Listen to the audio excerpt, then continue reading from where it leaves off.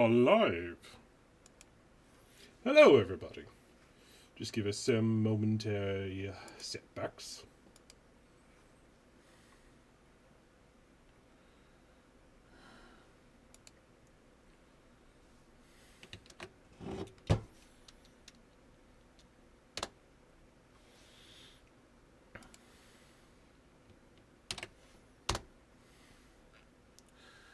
Okay, got that up and running.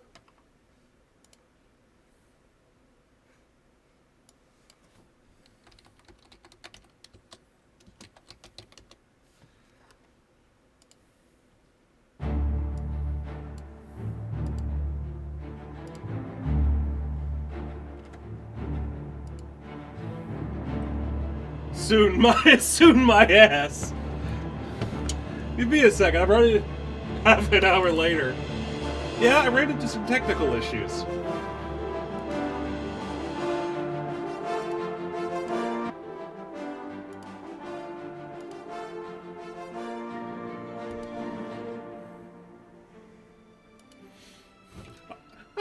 I didn't lie. Soon is a relative term. It could be anywhere from 5 minutes later to an hour.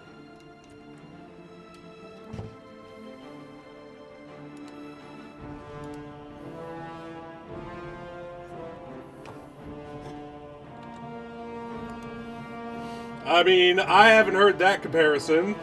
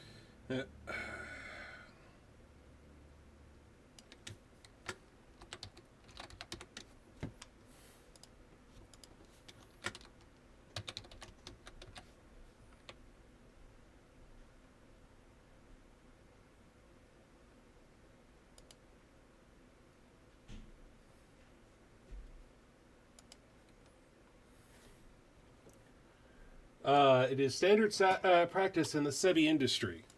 Huh. That's good to know.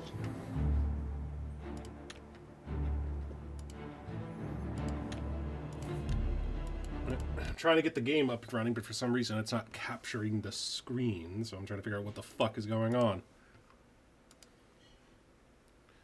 Oblivion, why you gotta be difficult?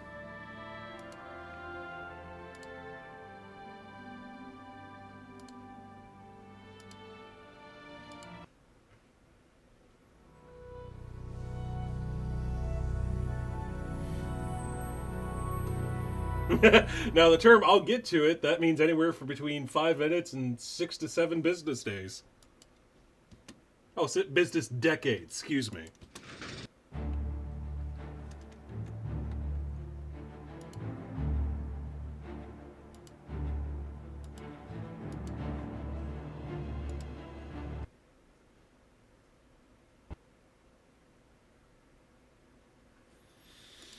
Oh, Oblivion, Oblivion, Oblivion, Oblivion. Why must you always be so difficult?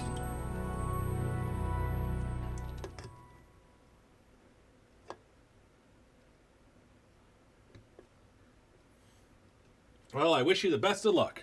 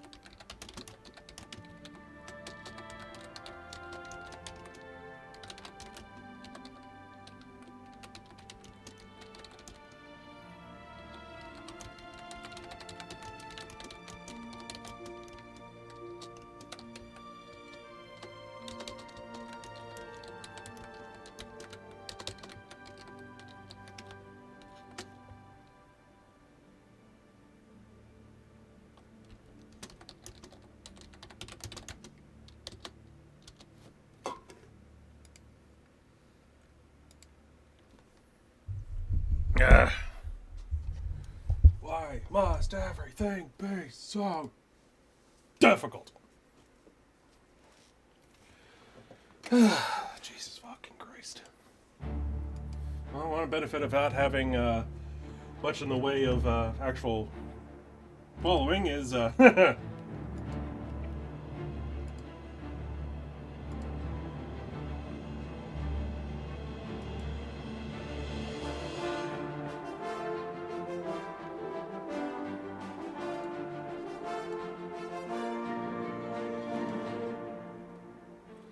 well, what the fuck is going on? Why is this just a pure black screen?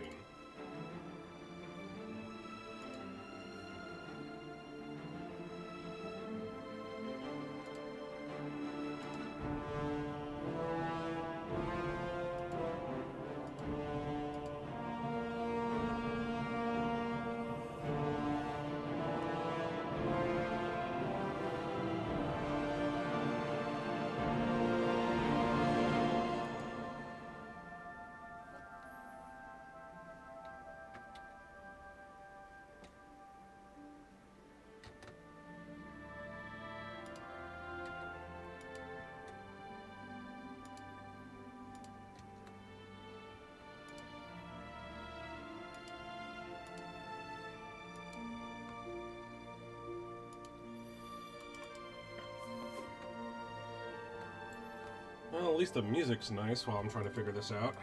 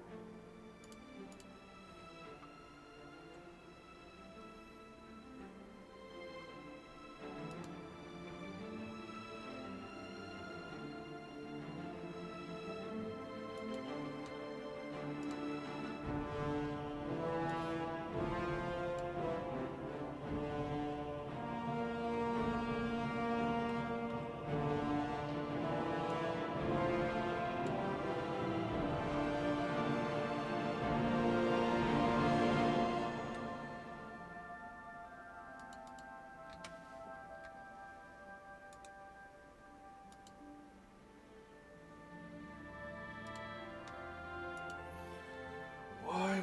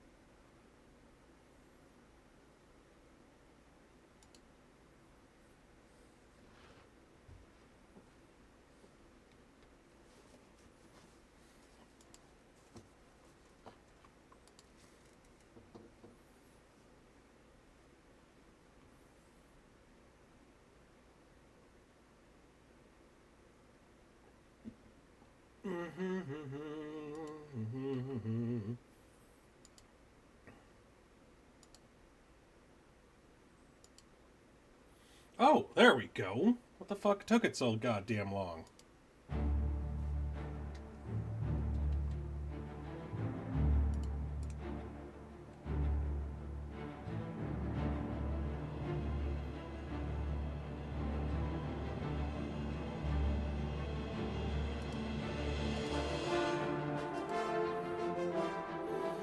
Jesus fucking Christ.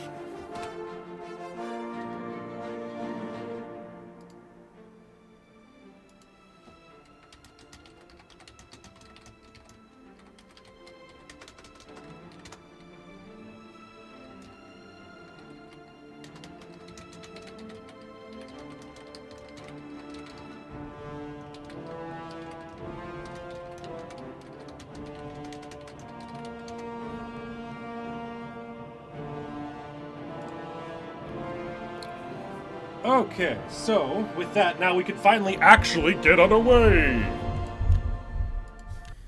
With that, let's go ahead and get started. Now, I was kind of wanting to just play this so that way I could enjoy. I was born 87 years ago. Weird flex, but okay. For 65 years, I've ruled as Tamriel's emperor.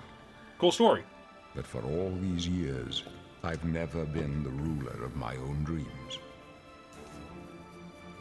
I have seen the gates of oblivion, beyond which no waking eye may see. Behold, in darkness, a doom sweeps the Fuck, land. I'm asleep. Damn it! No waking eye could see that.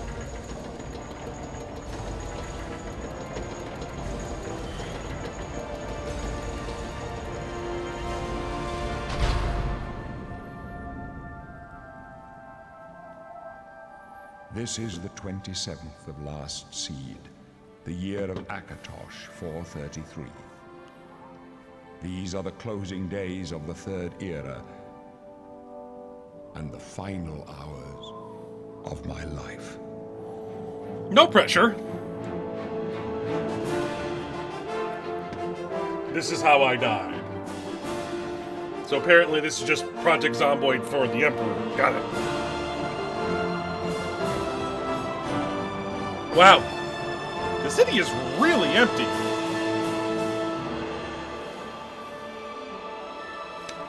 Do people just not have day jobs or some shit? I mean, what the fuck?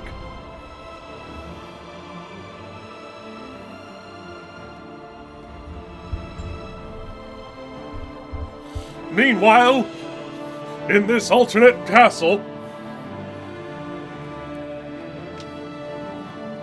Meanwhile, in the exact scale model replica...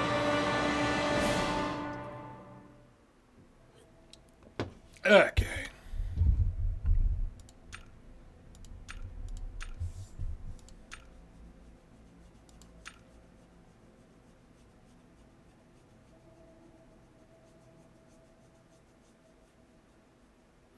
Alright. Let's go with the Wood Elf because I want to go with the Archer stuff because the fact that I want to enjoy as much jank as possible. And frankly, being an Archer just makes you more likely to enjoy jank.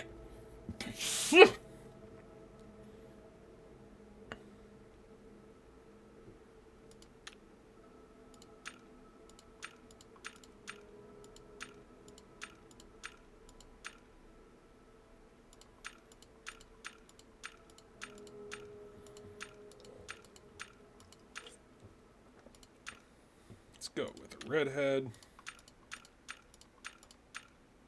There we go.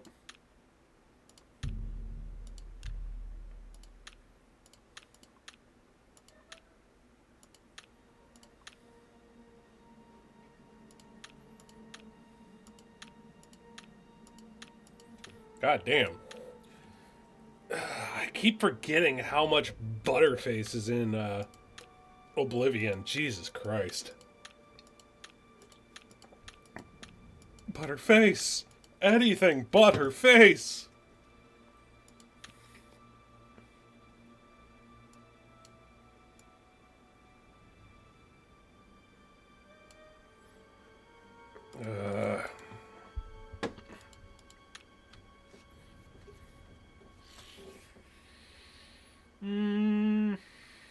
What to name? What to name? What to name? Name.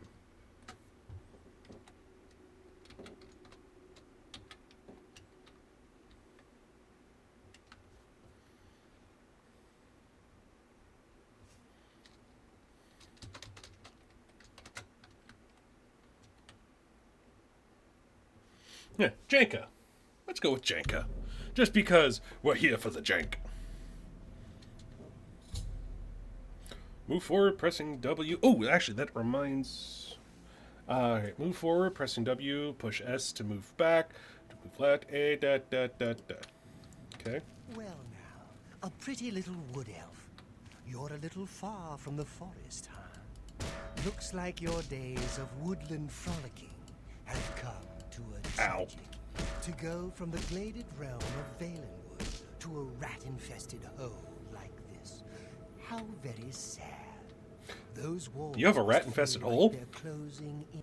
Pretty soon you'll go mad, and the guards will cut your throat just to stop the rent. That's right.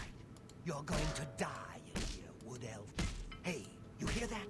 The guards are coming for you. Oh, no, no, no, no, no, no, no, no, no.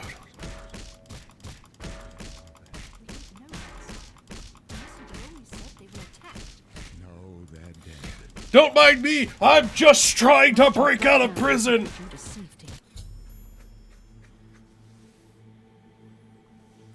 Your fatigue is low and you cannot do as much melee damage. Fatigue returns slowly as its own, especially while walking instead of running. The green bar at the bottom left displays your current fatigue. What's this prisoner doing here?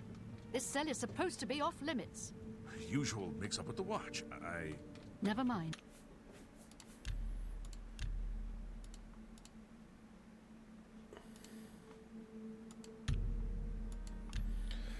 Okay. Let's go ahead and save. God, it's been years since I last played this. Alright, so apparently I gotta restart this because apparently the screen's a bit too big. Oh, god damn.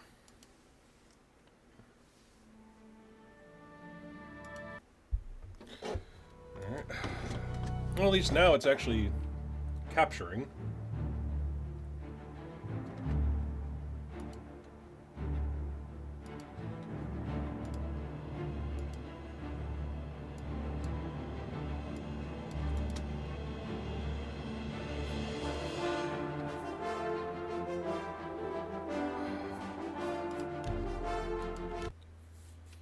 Oh, why can't things be simple?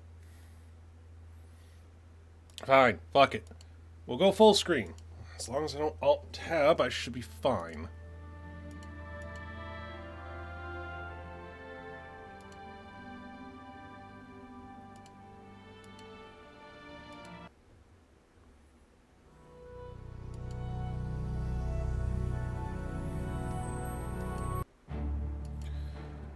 Of course, nothing is ever simple.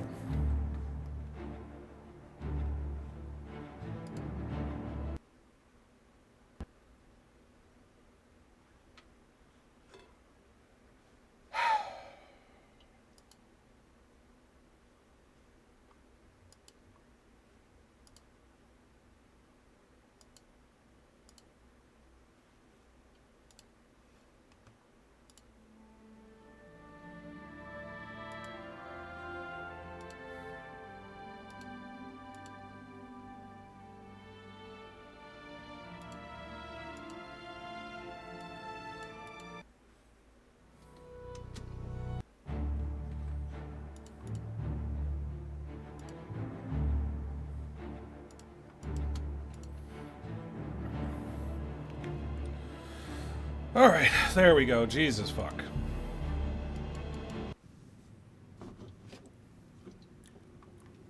Stand back, prisoner.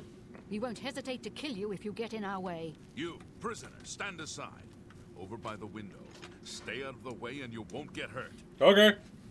No sign of... Stay put, prisoner. Good. Let's go. We're not out of this yet. You. I've seen you. Let me see your face. You are the one from my dreams. Then the stars were right. And this is the day. Gods, give me strength. Give me the strength to die. What is going on? Assassins attacked my sons, and I am next. My blades are leading me out of the city along a secret escape route. By chance, the entrance to that escape route leads through your cell. I don't believe this is by chance. Perhaps the gods have placed you here so that we may meet. As for what you have done, it does not matter. That is not what you will be remembered for. Getting thrown in jail for jaywalking. I am your emperor, Uriel. You will find your own path. Take care. There will be blood and death before the end. Please, sire, we must keep moving. Better not close You this got door. you want There's you no check way out to these open it from the hands. side. Looks like this is your lucky day. Just stay out of our way. Oh, sucks to suck, huh? Sucks to suck. Kiss my ass, bitch.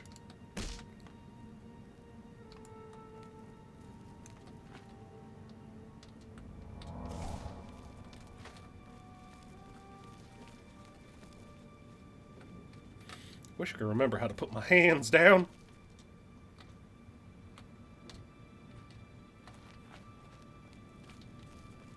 Oh, there we go. There's trouble ahead. Close up left. Protect the Emperor. The captain's down. Take them down. Wow, the captain went out like a bitch. Oblivion take you. They got this. Are you all right, sire? We're clear for now. Captain Reno? She's dead. Sorry, sire, but we have to keep moving. Be careful. Wow, you guys really suck at your job. They'd be waiting for us here. Don't know. Don't worry, sire. They won't be the first to... Ah, strip ya.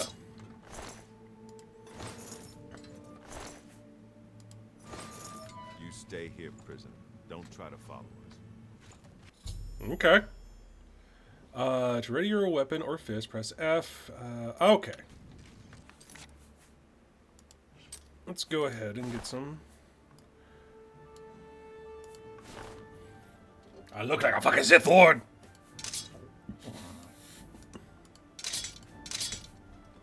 Ka-ta-na-na-na.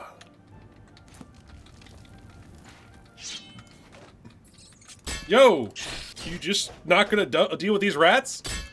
Really? Alright, well, fuck you too then.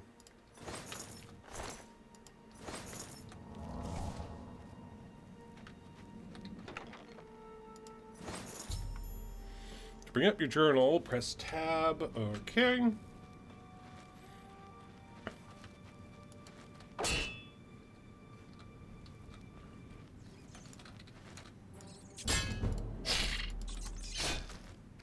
Ha! Died mid-bite. Goblin Shaman. Okay, then. Ah, bow. Perfect. Use probably need arrows. Check the skeleton and see what it contains.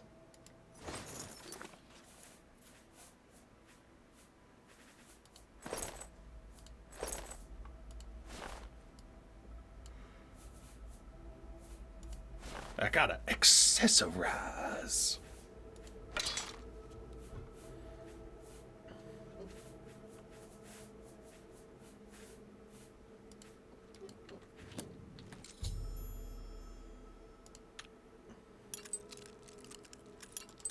There we go.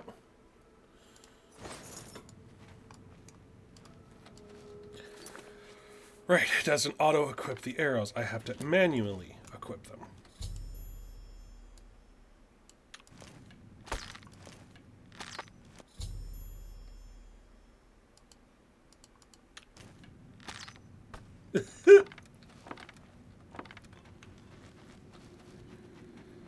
Okay. The door was open with an iron key.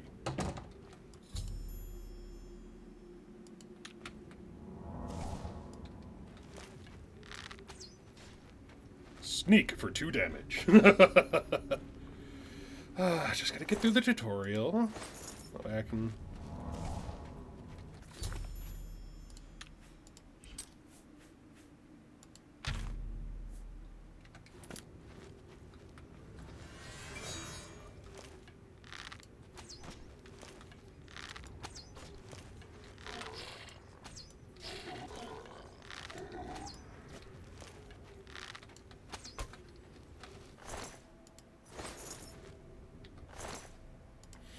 So much rat meat. So much rat meat. Mort. Mort.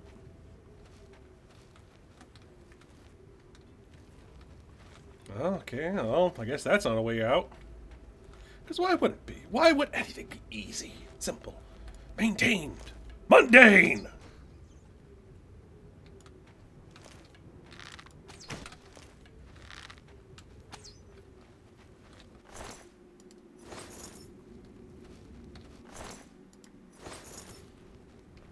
Stealthy, sneaky stabbing. You didn't hear that? Right up Main Street.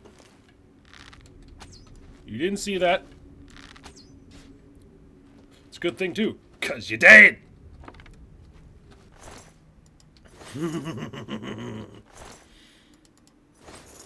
Rat Hunter.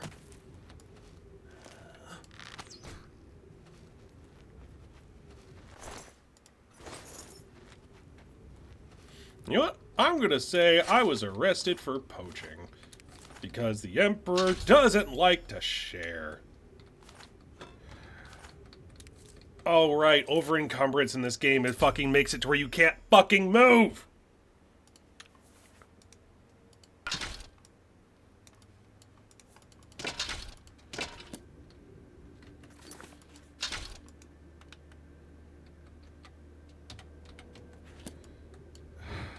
How?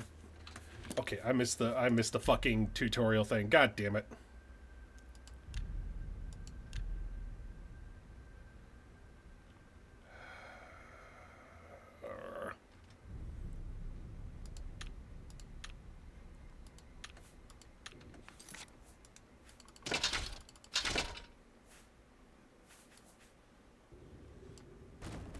Fuck you.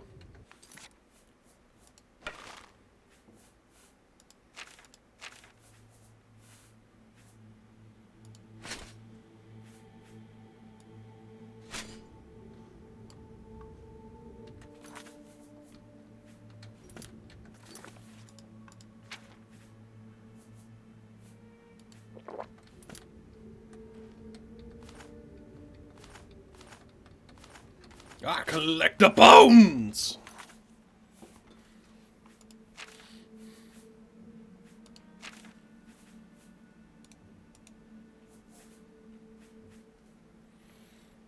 Ah, god damn it. Damn it, damn it, damn it, damn it.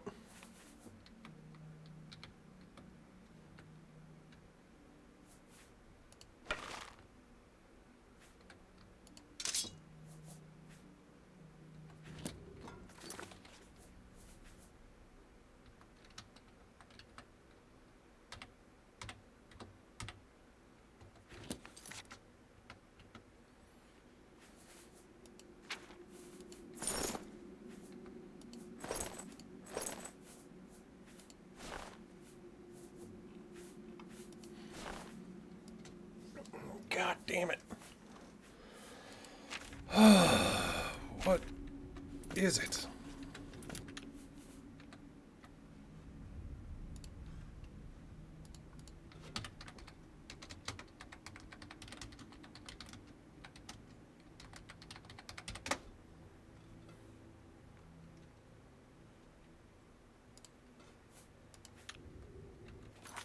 Hold down shift. Fuck you.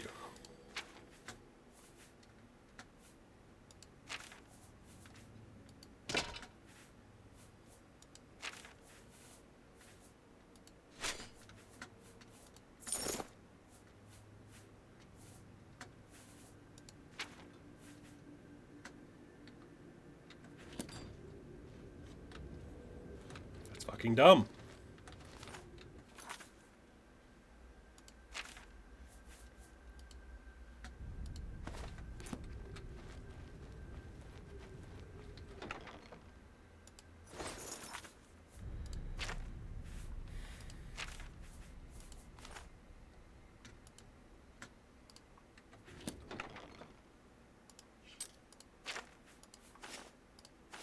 There you go.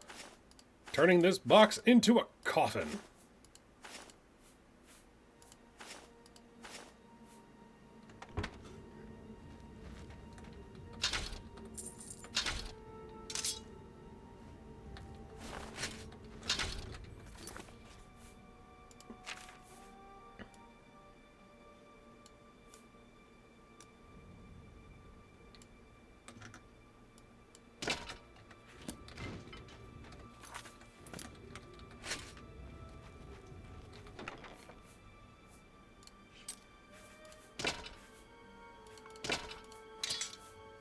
go ahead and put this shit in here.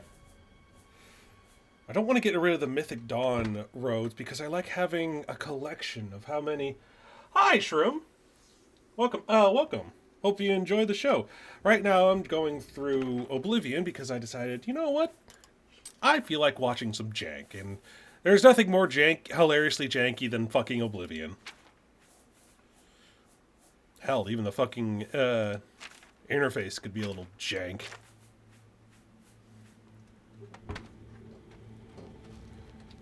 Okay. My sneak skill increased. That must mean there's an enemy nearby. Then here... I'll hold on to the shield for right now. I probably... Yeah, Oblivion is fun. It's one of the few games that I have actually 100%ed. It was one of the games I absolutely loved. I would spend hundreds of hours into this. Fuck you. I would spend hundreds of hours on this. Thought about playing it again recently and had to learn, and so I had started to look into mods. Yeah, Oblivion, like, one of the things I'm really looking forward to is the mod, thing that people are making that's like Sky Oblivion, where it's, Oblivion, but with Skyrim's graphics and interface and all that kind of stuff, which I am 100% hyped for. And apparently, Bethesda has recently announced that they are going to they're going to remake, or whatever the fuck you want to call it, Oblivion again. Which, on the one hand, I'm hyped for, but on the other hand, it's Bethesda. They have not had a really good track record when it comes to games as of late. It's like, yeah, like, there's a lot of jank in Oblivion and whatnot. That's why I'm playing it right now. But, I don't... Weirdly, the glitches and bugginess that come with Bethesda titles these days isn't really just fun jank, it's just poor design. Like, things not working, or you getting stuck in shit. I probably also spent hundreds of hours in it at one point. Well, I was definitely obsessed with it when it released. Yeah, I was too. I remember the days when fucking horse armor was seen as the most egregious thing ever in fucking gaming, and now it's fucking quaint, and I fucking hate it. I hate how quaint horse armor is now.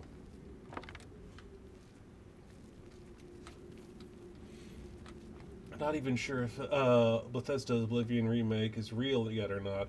I heard rumors of it, but I'm not sure if they're true yet. It's true. They did announce that they are doing a remake of Oblivion. They're doing it in Unreal Engine 5. Because the fact that their engine is so egregiously outdated that a remake would just not go well. Like, from what I understand, Starfield was like was the final nail in the coffin for the engine they used. The horse armor was at least a bit better than what you got in Knights of the Nine disc back in the day. I mean, at least with Knights of the Nine, you had at least a quest line and an adventure tied into the thing, and you got a fucking house. Horse armor was just armor for a horse. And it was like $5.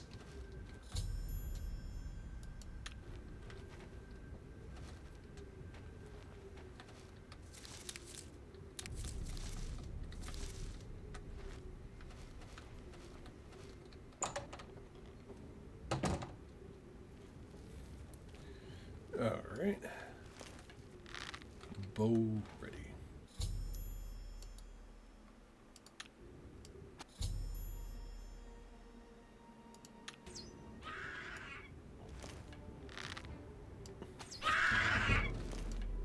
Stop it. Get some help.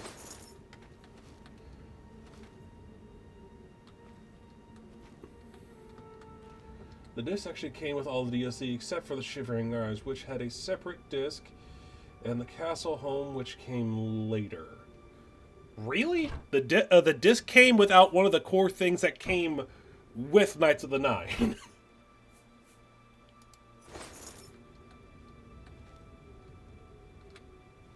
It was definitely not a good path to go down. You are 100% right. Like, honestly, it's just like, I'll admit it. I 100% miss the days when people were absolutely outraged by the idea of having to spend $5 for horse armor in a game. And now we've got it to a point where, oh, this cosmetic line, it's so good, it's only $20 fucking dollars. And it's for like one weapon skin.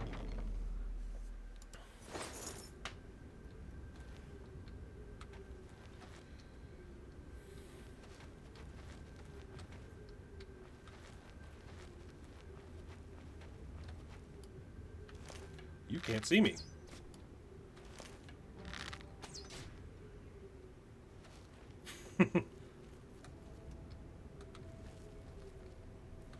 Like, I was seeing some, like, fucking, maybe, the house you were thinking of was separate. I think it's called Battlehorn Castle. Then, yeah, then I must be thinking a different one.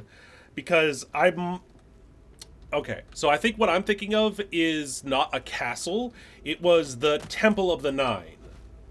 That, you get as sort of like your home base for, like, the Knights of the Nine DLC.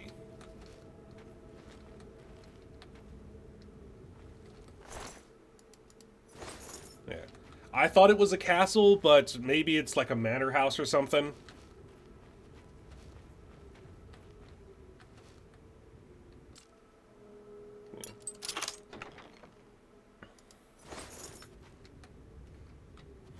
Yeah, I'll admit, I don't remember Battlehorn Castle, to be honest.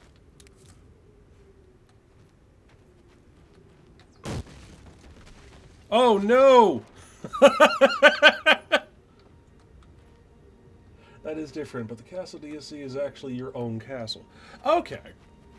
Admittedly, I never really messed with that. I primarily only got, like I didn't get the horse armor, I didn't get the, Battlehorn thing. I focused only on the stuff that was story related. So, you know, Knights of the Nine, the Shivering Isles, etc.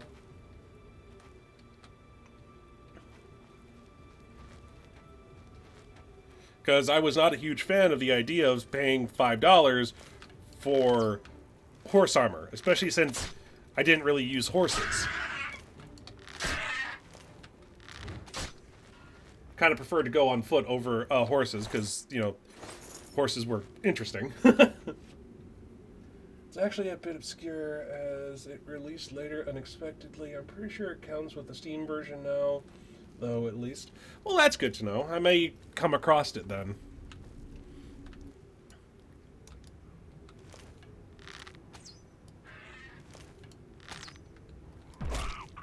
Ow. Don't you touch me. Don't touch me, I'm sterile! Fuck you!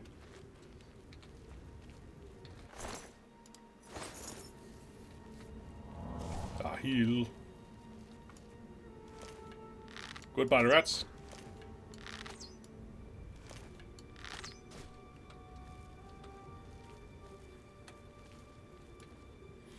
Goodbye, shaman! Oh, fuck.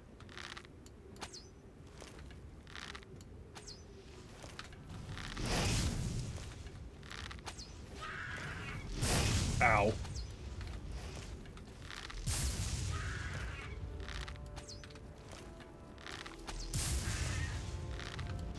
You whiffed, bitch! Oh, fuck. That one... Okay, that one didn't miss. Ow. Stop it! I'm trying to heal! Stop cheating! Stop it! You're cheating! Stop cheating! Just die already! Why won't you die? In general, I think things with a lot of extra content are good, and a small nickel type of things are bad. Yes, I agree 100%. Like, to me, I never really minded DLC because at least when DLC first came out, it was very much the situation of, hey, we had some additional ideas that we had that we didn't really get a chance to really do anything with, but we didn't want to have like take an additional like 2 years to make this stuff, so we released the full game and we decided to add this stuff in later as like an additional thing to where like if you're interested in this, go ahead and like buy yourself a copy or some shit. But now it's gotten to the point to where it's just like, oh yeah, we decided to release the game on our time schedule. It's incomplete. Don't worry, we'll add some DLC to it to actually complete the game. All it'll cost you is an additional $60 fucking dollars. Because that's what it is a lot of the time. Is like a lot of the time nowadays DLC doesn't even really feel like additional content. It feels like cut content that they are basically holding for ransom.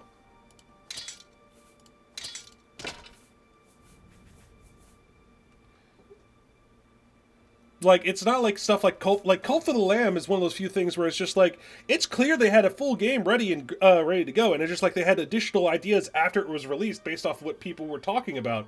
And then, because they had those ideas, they were just like, hey, let's just go ahead and make this additional stuff, because this sounds fucking fire.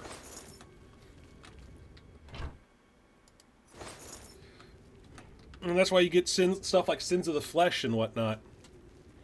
And then you got the AAA studios, which are just like, $70 for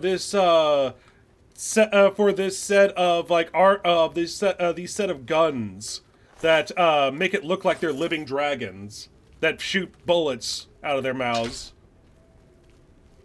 Like, my god, that was the most egregious thing I'd ever fucking seen in a long time, was Valorant wanting fucking, like, I think it was like either $70 or $100 for a set of skins for your weapons.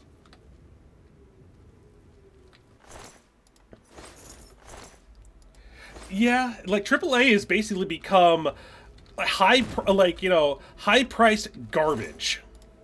Like, every now and then, you might come across a game that is actually really well put together and whatnot, like Red Dead Redemption or GTA 5 or something like that, where there's clearly a lot of effort put into this, but those games are very few and far between.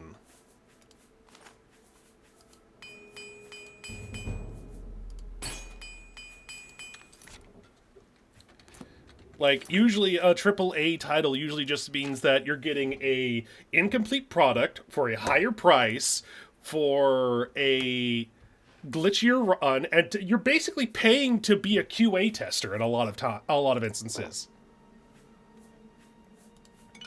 Like, almost every AAA title I hear of nowadays, which is supposed to be... Yeah, Baldur's Gate 3 is one of the exceptions, not the norm, and it's a game that was a one and done by a non-AAA studio company. Like, Larian Studio is not a AAA company. Like, AAA companies are usually the ones that have publishers like EA and Activision and Blizzard.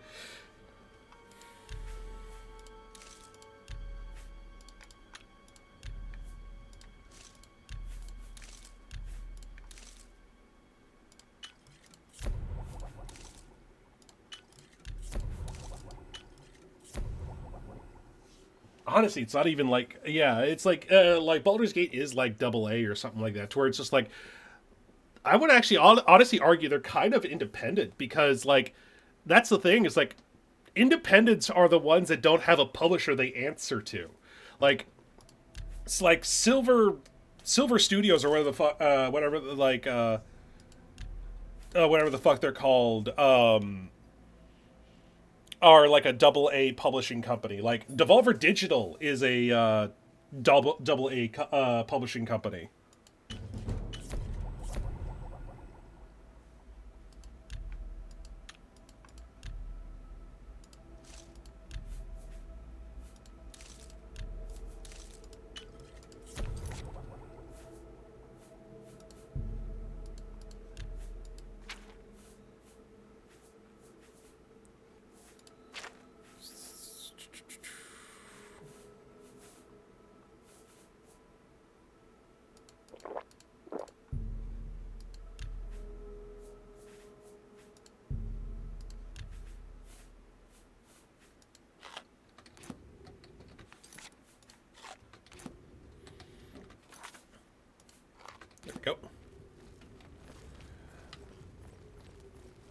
But it's just like the thing is, it's just like on the one hand, I'm frustrated by the state of the gaming industry these days, but on the other hand, I'm not, because at the end of the day, we've been here before. Like, people always talk about how egregious and bad that the AAA studio companies have gotten, to the point that they're claiming that, oh, the gaming industry is going to die. No, it's not going to fucking die. I mean, we've been here before. In 1983, the video game crash of 1983 happened because of similar situations where all these companies were putting in these low quality, fast paced, like, turnover things to make the most profit as possible. And it resulted in people being pissed off at the overall quality of these things because they were just absolute garbage. And it's like everyone likes, and the thing is, yeah, I think there's still good games out there. They're just in different places. Yeah, because that's where we are. Is like we're in the newest version of the 1983 crash. Because we're in that position the gaming industry was after the release of E.T., to where E.T. is always is always portrayed as the game that like the video game that killed the gaming industry, but it's not. It was just the straw that broke the camel's back, and it's blamed for all these problems because it was this multi-million-dollar budget put together game to be tied in with this super successful movie that had just come out, and it was awful. It was an awful game. It was like, now granted, the development and processes of that game are incredible. The fact that it was done in I think it was like 5 weeks by one dude was honestly impressive. Like, the story behind E.T. for the Atari is amazing, but the game itself was just a symptom of was a symptom of a disease. Help, what makes you... To where, like, the thing is, we've gotten our version of this new generation's version of E.T. It's called Concord. Concord was a title that Sony spent, I think, like $200 million to purchase the rights to the company that made it, plus an additional 200 million to buy the studio, and then an additional 200 million to develop the game and publish it, and advertise for it. And it flopped hard. It was a colossal failure, to where it didn't even last like a few days. Well, actually, I think it only lasted like 2 weeks at most. Yeah, Concord is a crazy mess to watch. I enjoyed watching it fail. Yeah, I kind of did too. But that was the thing: is Concord is the ET of the millennial generation, I guess you could say. It is the game that was the straw that broke the camel's back. Like, there were so many people that were disinterested with it that it died so quickly, and now all these studios and whatnot are scrambling to try and change things up in order to, try and recover themselves, because they spent all this time and effort on all these live service titles and things like Suicide Squad, Concord, and a bunch of these other things are slowly dying off, while things like Helldivers and Marvel Rivals and things like that are doing successful, and they're not figuring out what is going wrong. And the simple fact of the matter is the fact that they've gotten too greedy. There is a message I always like to say, and I will say this live. Capitalists don't know how to run a business. They know how to make money. I will give them that. They know how to make money, but they do not know how to run a business. Because a capitalist will eventually destroy the business in order to keep making money. And that is where we are at with the AAA studios right now. That is where we were in the 1980s, and that is where we're going to end up here in a little bit, to where eventually there's going to be somebody that's going to come in and sort of dominate the market and basically take over everything. There's going to be a new version of Nintendo. And I think it's probably going to be something like I would say Valve, but I've been wrong on that before. I kind of want to say Devolver Digital, to be honest. Last year did have some bad games: Suicide Squad, Dustborn, Concord, but there were also some good games like Power World, Dr.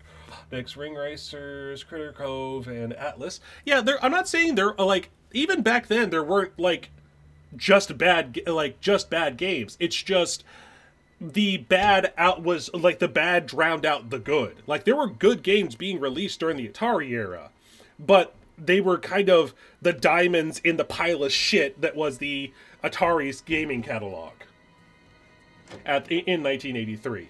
It wasn't until like Nintendo came around and really revamped the whole gaming industry that everything started to turn around and started to make these significant leaps and bounds.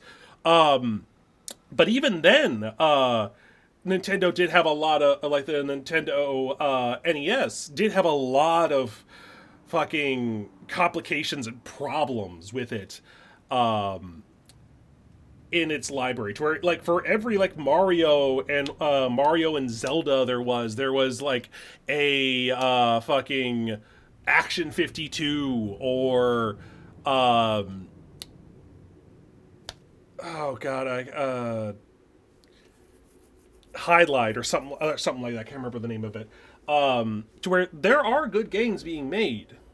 It's just we've gotten to the point to where a lot of the good games are being drowned out by the shit ones, because the shit ones are being made by the loudest people, aka the ones with the most money.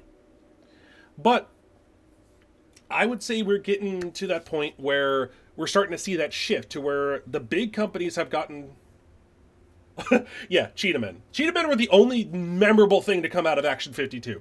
No joke. And that was because that was the only one they actually put any effort into. But the collect my thoughts. But we've gotten to the point where a lot of those big publishers, much like Atari back in the day, have gotten to the point where they have sort of backed themselves into a corner because they were so focused on making as much money as possible.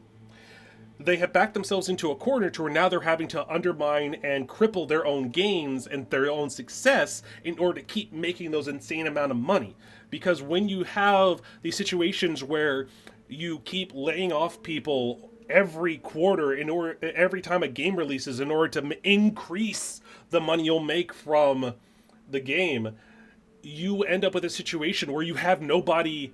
You have all the people that made your good games gone, and you have nobody left that has any trust in your company or has any job security. So they're not going to they're not going to go above and beyond to make your game. They're going to do what you want, and then they will just go on to whatever's next.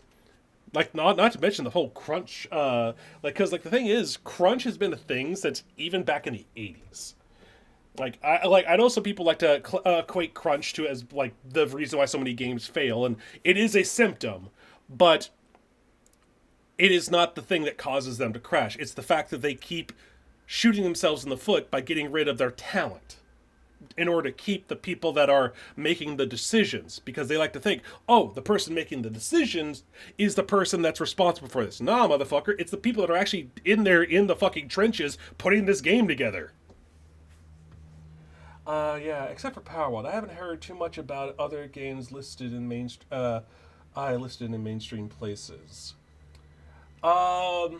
Atlas is starting to get a little bit more notoriety, but that's mostly because of the fact of it's the furry game, for lack of a better term. Every now and then you get like titles or IPs that tend to go into the mainstream because of what they are. Damn it, it's that prisoner again. Kill her. She might be working with the assassins. Do it. No, Try it, bitch. She is not one of them. She can help us. She must help us. As you wish, sire. Try me, bitch. They cannot understand why I trust you. Yeah. They've not seen what I've seen. Yeah. How can I explain? I think part of the reason why... You know the Nine, how they guide our fates with an invisible hand. Like, I will say that the Pal World, I'd argue, only really got notoriety because of the people saying that it was a ripoff of Pokemon, or they were stealing, like, there were people that were going around and saying, oh, Palworld stole these models from Pokemon and whatnot, and doing all this stuff. Palworld would have gone under the radar if it weren't for people trying to claim that they stole Nintendo's flow. And it's also the fact that they gained notoriety because the fact that Nintendo decided to see, hey, here's somebody that's making something similar to Pokemon. That might be competition. Get rid of it. And because that's the thing, is Palworld is the first time in a long time we had a pretty solid competitor to Pokemon in the overall style of it. To where after Palworld, now we're starting to get stuff like Cassette Beast, Tintin, and whatnot that have their own variations of the problem. But Palworld is the one that stood out the most because it was the most random compared to the rest of them.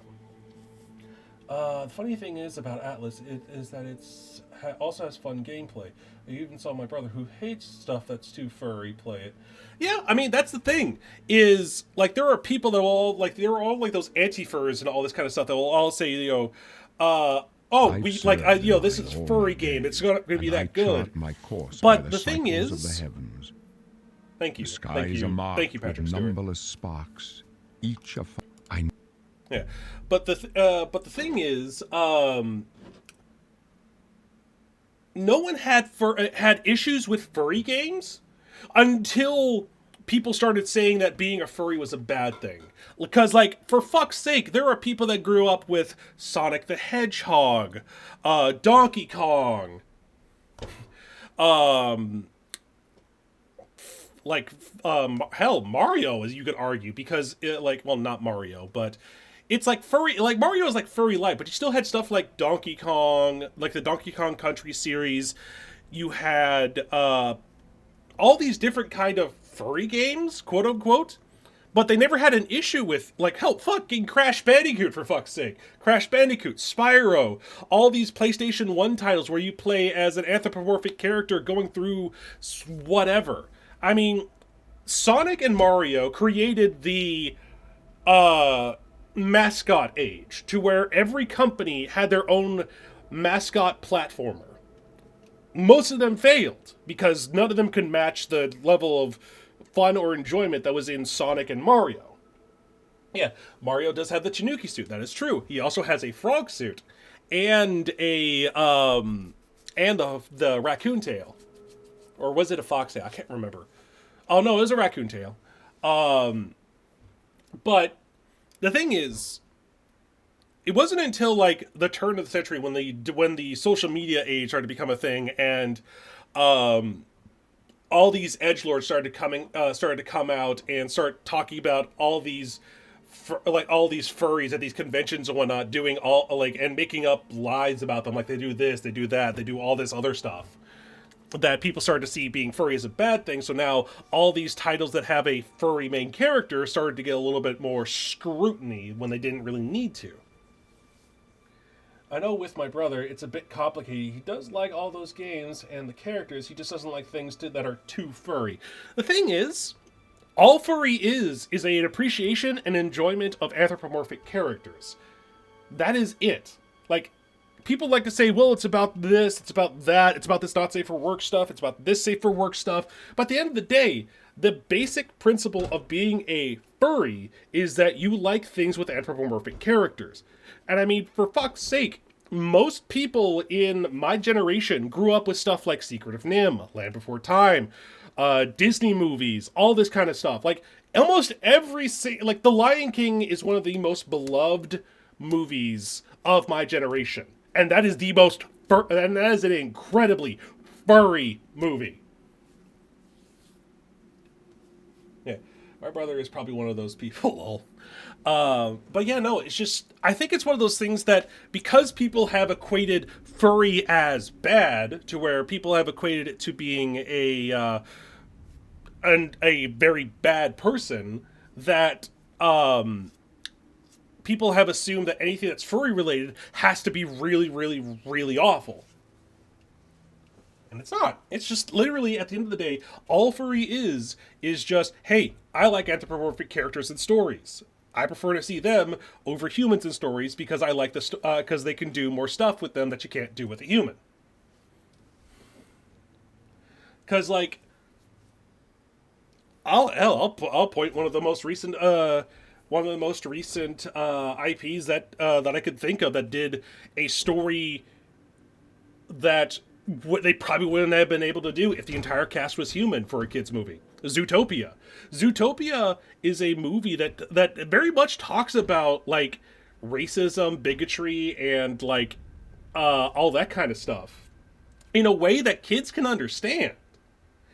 And it was designed as a kids movie, but you have this sort of allegory for how minorities are treated in by both the police, by society, by hell, just by just walking around.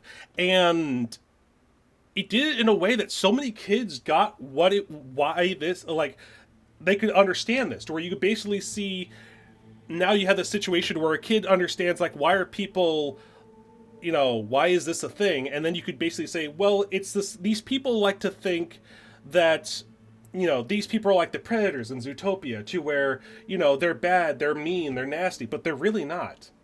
It teaches kids that, it helps kids understand why this is wrong in a way that, at the end of the day, isn't that awful, or,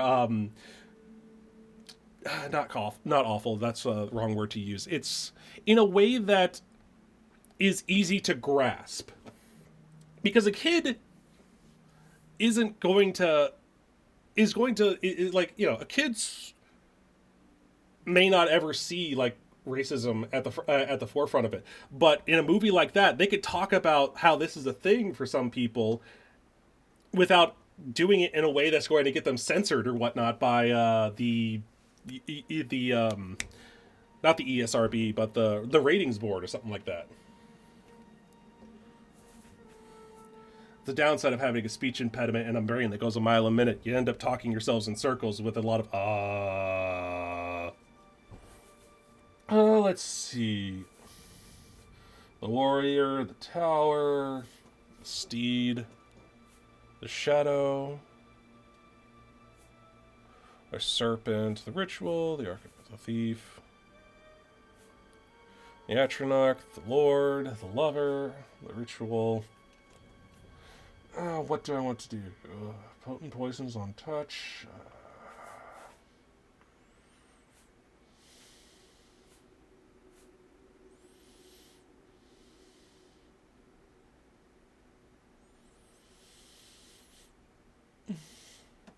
With a north, lesser power to regeneration up to 90 points.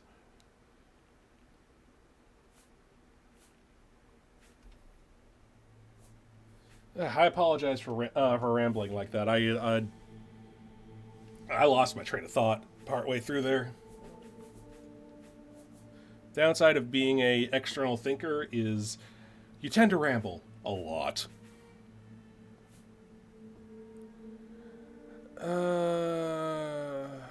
Gain the serpent spell, causing slow put in targets. Yourself into magic on yourself. Casting this on fatigue. I'll just do the thief for now. I can't think of anything else to put The in. signs I read show the end of my path. My death, a necessary end, will come when it will come. What about me? Your stars are not mine. Today the thief shall guide your steps on the road to destiny. Can you see my fate? My dreams grant me no opinions of success. Their compass ventures not beyond the doors of death. But in your face I behold the sun's companion. Oop.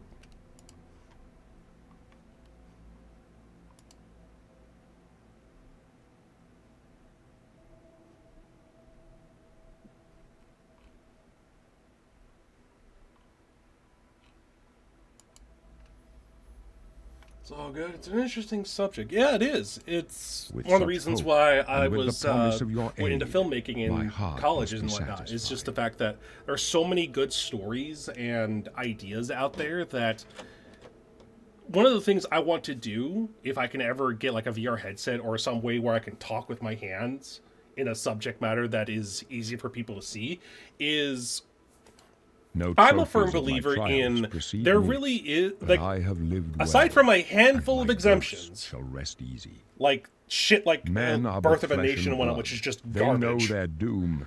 but There are not no the real hour. bad story In ideas. this, There are I just am bad blessed to see executions. the hour of my death, Uh, to face my apportion. to where, like for example, like there's always the term of so bad it's good, to where the execution was so over the top ridiculous that everyone just has a great time watching it. But there are a lot of movies that are in the just bad categories, to where it wasn't really a well executed story, it wasn't written well, it wasn't discussed well. There were all these complications with it, but the subject matter of the movie is a really interesting idea. And there was a thing I wanted to do where I called it script surgery, where I would take a movie and basically talk and basically edit and adjust it in a way that keeps the plot the same, but sort of like fixes the story to make it a more enjoyable movie. To where it's like, here is how you would do the sort of surgery to make this thing functional.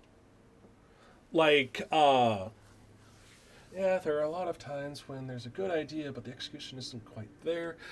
Yeah, because like I can think of dozens of movies from like when I was a kid to like heck, most of the Disney directive DVD sequels are fall into that category of here's an interesting idea that was executed horribly. Like so many of those movies were just objectively bad. Like for every one that was so bad it was good, like the third Cinderella movie, there were just ones that were just awful and a pain to sit through. And I feel like if you take the time and work on that, you can fix a lot of these issues, because everyone and their mother's always like every studio's always going to remake a good movie, but no one really takes the time to be like, okay, we had this movie, it bombed, but there are some good ideas here, let's try this again. No, they always do the good movie and somehow make it worse. And that is what I like to do, is I want to have it to where I could be like, hey, here's a good movie, here is the movie's synopsis, here's the plot, here are all the parts that don't work, here are the parts that do work, and here is what I would do in order to script it, in order to adjust it. And I would go into this detail of, okay, you do this, this, and this in order to adjust this. I would go through a detailed thing where I talk about the story and how you can adjust things to make it a little bit better. Think of it sort of like Mystery Science Theater, but with a editorial dissertation at the end, where you could explain, okay, here's what you would do, what I would do to fix this, in order to like make it to where it's a more enjoyable watch. But the key caveat is, I can't change the plot. That is the part that I find the most challenging. Is like, what would I do to fix this movie without changing the plot? Like, I can adjust the story beats, I can adjust the metas, but the overall plot has to stay the same. And the thing I would definitely put up as an upfront with this idea was that I would not do adaptations. Like, I would not do things like How the Grinch Stole like the most like the Cat in the Hat movie, or How the Grinch Stole Christmas, the 3D animated one, because for a lot of those there is a good version that already exists. It's just, yeah, because like, yeah, I'm glad you yeah, I'm glad you enjoy it. It's something I really want to do, but it's something I want to do with like VR and things like that, to where if I ever get big enough to where I can afford a VR headset or something like that, I want to do stuff like that in something like a VR chat or something like that, to where I can actually go around in a sort of classroom setting and sort of like break it down and sort of like talk about, here's this, this, this, and this with my hands and all this kind of stuff. And then I can get these things, because there are hundreds of movies that go under the radar or are abandoned because of the poor execution. Heck, the 80s, the 90s were filled with really badly executed toy tie-in or animated TV show attempts. There were a lot of them that were really, really, really badly executed. One of the ones I can think of off the top of my head is Hammerman, to where it was a cartoon series. It was supposed to be a cartoon show where MC Hammer had a pair of magic shoes and used them to be a superhero. The idea is ridiculous. It is insane. It is completely out there. I love the idea. I wanted to see more of it, but it was so badly executed and so poorly written that it was abandoned after like 2 or 3 episodes because it was just that awful.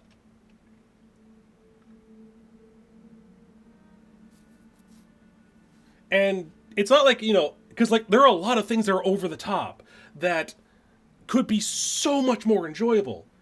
And one of the things I think of that you just assume that, oh, like if you can't make it good, you can at least make it so bad it's good.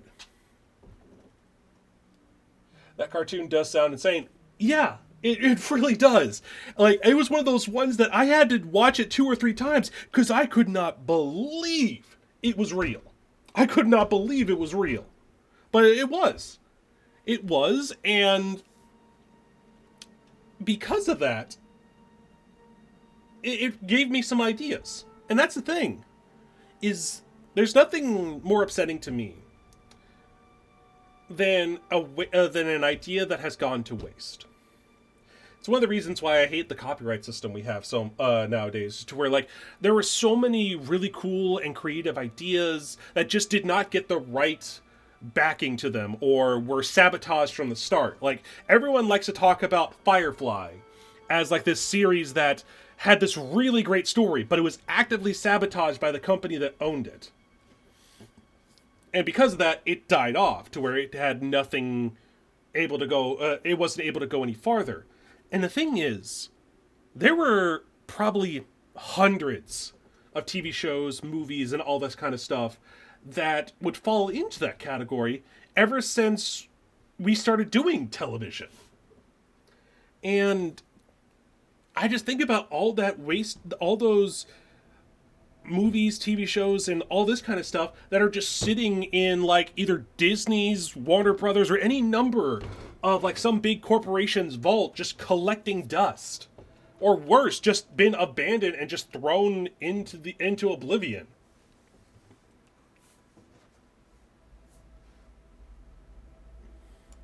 I go to my grave.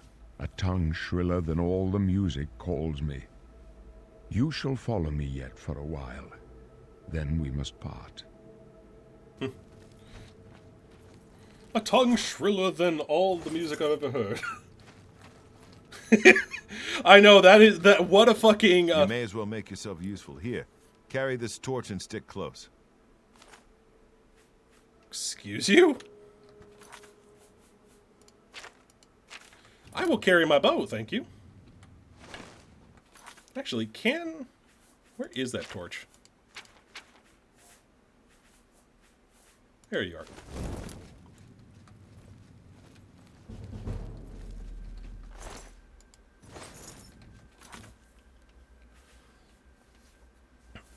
Honestly, the one thing I wish would come back is like Oblivion. To me is like the perfect thing I think of with a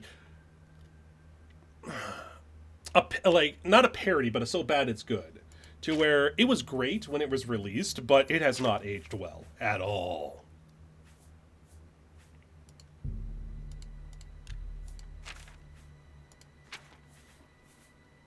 And frankly, it like seeing this and seeing how ridiculous it is and all this conversation just made me realize how much I miss things like the parody.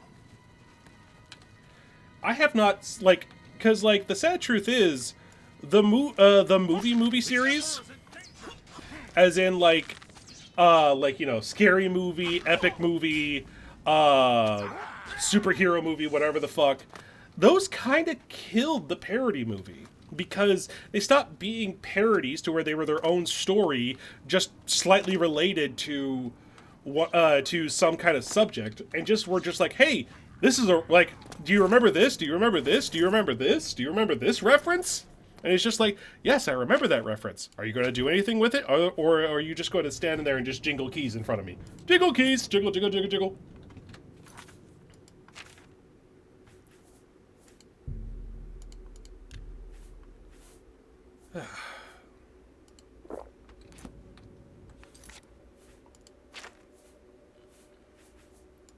Let's see.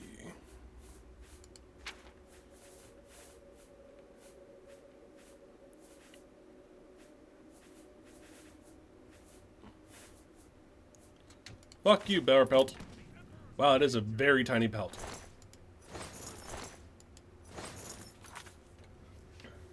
Oblivion really is an interesting case, as it was definitely great and amazing when it released, but it is pretty silly now. But I think there's also things that are still good too. There are things in Oblivion that are still good, like the skill system. Like, I like the idea of, all right, Jojo BTV says best Elder Scrolls. I personally would say yes. Personally, for me, I would say this is my favorite Elder Scrolls game. However, I do know for a fact there are some people I know in my life that say that the best Elder Scrolls game is, I think Daggerfall is their personal favorite. And I know people that say their favorite one is Elder Scrolls Online. I know some people that say Skyrim is their favorite. And I could see the points with each of them. I would definitely say the only one that has not aged the best is, like, I would say Oblivion has not aged well, but the only thing that's aged more poorly than Oblivion has been, well, two that have aged more poorly than Oblivion. And that is Arena, so the very first Elder Scrolls game, and Morrowind. Morrowind was in that age when was released in that age when video game, like, PC titles were purposely made themselves complex so that way they can't be ported over to a console. So because of that, the game was really difficult to control. Yeah. Honestly, I feel like each of the main Elder Scrolls games have some good things going on. They do. Like, I will be 100% honest with that. Like, Oblivion, I always felt like has some of the most fun, like, I would say exploration. Morrowind has some of the most, well, okay, I would say Oblivion's best bet is, like, the dungeon crawling aspect, like going through all these dungeons, finding all this stuff. The skill system is one of my favorite things, to where doing stuff actually levels your skill, even if it's literally just you jumping up and down repeatedly in a spot for 20 minutes just to level up your acrobatics.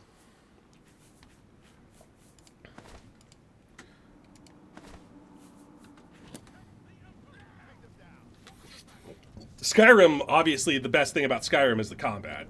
Like, 100%. Though, I will admit, the one thing that is frustrating about Skyrim is that it always devolves down into everyone is a stealthy archer.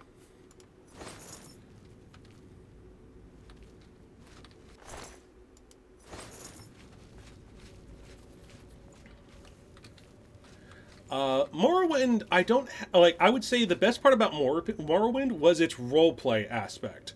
Like, Morrowind, the complexity of Morrowind was both a blessing and a curse. It was a blessing because it made it incredibly easy for you to get into the roleplay of it, but it also made that incredibly difficult to get into as a first-time person that wasn't used to that style of complexity. Oh yeah, Skyrim is absolutely great with mods, 100%. Like, it's also, I will also say, in a weird way, it is the most stable out of them all. Except for maybe Morrowind. I don't know anyone that's had issues getting Morrowind to launch. They just have issues with Morrowind functioning. Like, in the sense that, you know, they don't know how to do anything. I also like the VR version with mods, too. I honestly would love to play Skyrim with mods, with VR. Frankly, I would love to play Oblivion in VR. Morrowind has OpenMU to help too. That is true. But I will say, I know a lot of people that, but I could definitely say that Daggerfall is the one that has like the best exploration because Wait here, sire. Wait here with the Emperor. Guard him with your life. For the Emperor! For the blades! And the Emperor! No pressure. Excuse me. This one's die! I can go no further. Excuse you me? alone must stand against the Prince of Destruction and his mortal servants. Excuse me, You must excuse not me, have sir. the I'm trying amulet to of use kings. this bow. Why are you grabbing me? Take the amulet. Give it to Joffrey. He alone knows where to find my last son. Find him and close shut the jaws of oblivion. No pressure. Take him down. You triple Die, you skunk. Put him down. Okay, well that happened. Talos save. But yeah, no, each one has their own strengths and weaknesses. The only one I would say is a bad Elder Scrolls game, and I mean that legitimately, is frankly the like Elder Scrolls Blades, and that's just because of the fact that it's clearly focused on taking as much as your money as it can. It is not meant to be anything more than a money grab. We failed. I failed. The Blades are sworn to protect the Emperor. Now he and all his heirs are dead. The amulet. Where's the amulet of kings? It wasn't on the Emperor's body. Emperor gave it to me. Strange. He saw I love something. how he just automatically he just fucking They say it's the dragon blood that just flows takes through your the word veins for it. of It's every like, scepter. the Emperor You see gave it more to than less than me. The Yeah. amulet of kings is a sacred symbol of the Empire. Most people think of the red dragon crown, but that's just jewelry. The Oh, they amulet released has it, and power. it was not well Only a true received. heir of the blood can wear Like, it, they say. it was. He must have given it to you for a reason. I only think of the only people I know that actually fuck around with it are like the most diehard Elder Scrolls fans, and even then, I don't really know anyone actively that uses it. Like, I hear of people that use it, but I don't know anyone personally that fucking uses that thing, other than I just need something to do while I'm on the shitter. Joffrey, he said that? Why? There's another heir. Nothing I ever heard about. But Joffrey would be the one to know. He's the Grand Master of my order.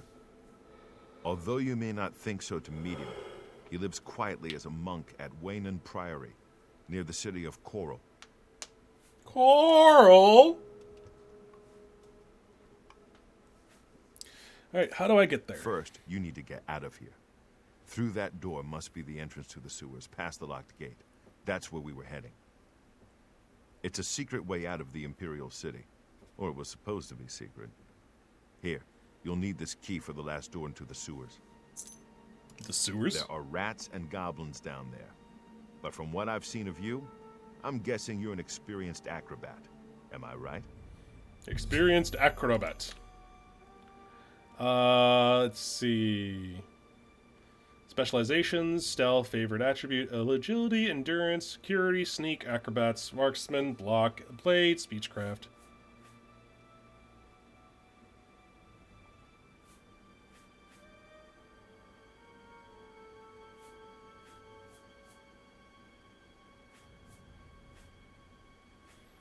Sure, let's go with acrobat. I thought so. A few rats and goblins won't give you any trouble. The castle home I mentioned is near that city. Okay. I'll have to check it out when I get over there. After Sirius, You then what? must get the amulet to Joffrey. Take no chances, but proceed to Wayne Priory immediately. Got it? Good. The Emperor... I'll stay here to guard the Emperor's body. By the way, thanks for recovering Captain Renault's sword. I'll see that it is given... Leave the Emperor in peace. Loot. Loot.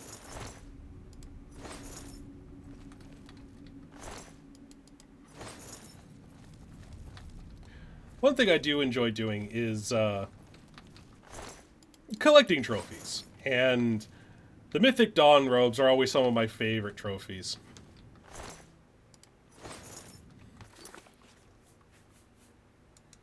Let's go ahead and drop this. Hey, you mind if I go ahead and just take this sword? Leave the Emperor in peace. Come on, it's a silver sword. Might run into werewolves and shit.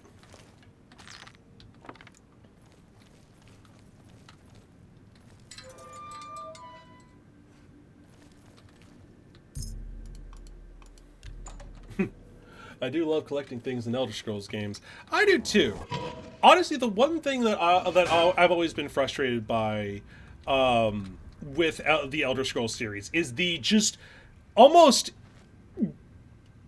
purposely difficult process it takes to just decorate your places. Like yeah, with Skyrim you had the heart of the Hearthstone deal, let's see, whatever the fuck it was called, where you could build your own houses and shit like that. But when it came to like all the little knickknacks and odds and ends, you still had to basically manually float things around. You couldn't just like use the grid they introduced in fucking Fallout 4. And even then, the grid they had in Fallout 4 was not great. Like, it was buggy as fuck. And I remember on several instances... Yeah, Hearthfire, that's what it was. Yeah, and I remember on several situations of having all this effort put in to, like, decorating a place in, like, Fallout 4 or whatnot, and it just fucking... The second I leave the area and come back, it all phases through the ground and just goes everywhere. Like, they... For a game that's supposed to be role-playing, give you this home base you can work on, they really make it to where you can't decorate. Because, like, it's not like I'm looking to, like, no-clip stuff through each other. I just want to be able to, like, put a book on a goddamn table without it phasing through, goddammit. Or hell, be like in fucking, in Fallout 3, one of the things I did was just collect old world money, just because of the fact I love the idea of, like, the character who had grown up in a vault hearing about the value of this currency, collecting as much as they can, and end up having this literal pile of money on their fucking bed. But it was so fucking tedious to put every single individual bundle of money on that bed.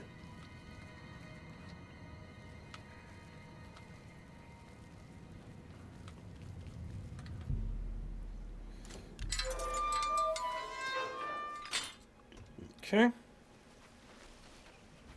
Butterfly. The red arrow on your compass shows which direction to the direction to Wayland Priory. Neat. So it's that way. Well, I'm going this way, and you can't stop me. Fuck off!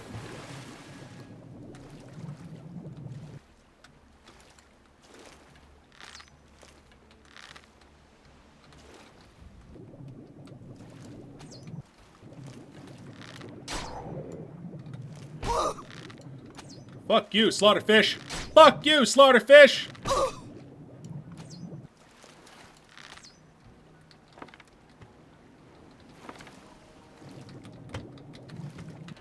Fine, I'll use a fucking melee weapon.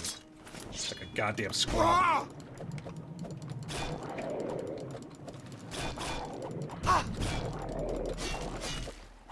I almost fucking died to a slaughterfish. That's embarrassing.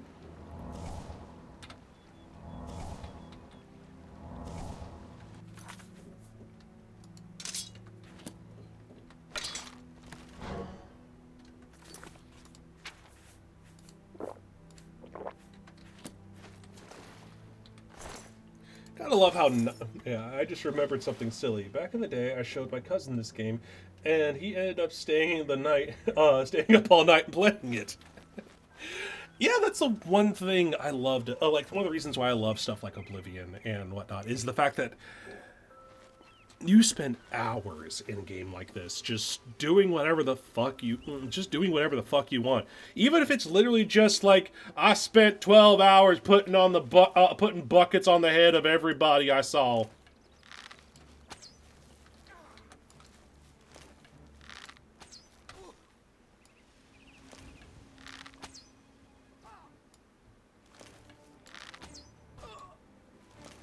Goodbye.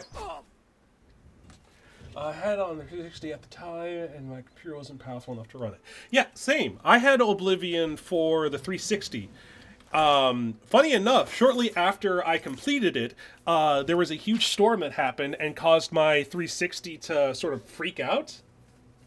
And ended up getting this perfectly circular scratch along the inside of the game to where I couldn't play it anymore. So I kind of kept it as a trophy. I think I still have it, actually. But I keep it as a trophy because it was the first game I 100%ed all the achievements for.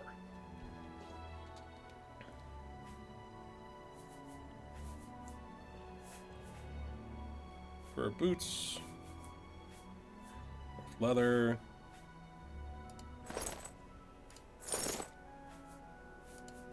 The boots with the fur! The fur!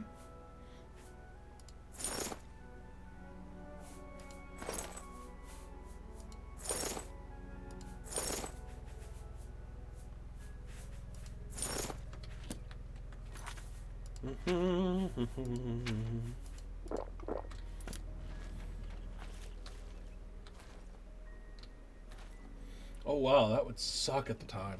Yeah, it really did, but it was one of those things that I was actually kind of like, on the one hand, it sucked that I couldn't play the game anymore, but on the other hand, I beat all the achievements, did all the story quests, did everything in the game, and then the game was just like, you did everything. You did good, kid. Now go rest. And it wasn't like I was without any kind of, like, games to play. It was just, this was immediately one of those games that I loved playing. Like, I remember back being a young kid, like, being a teenager during the 360 era, and watching stuff like Achievement Hunter and being like, you know what? I want 100% video games and whatnot. And unfortunately, there were some games that were just impossible for me to, like, 100%. Like,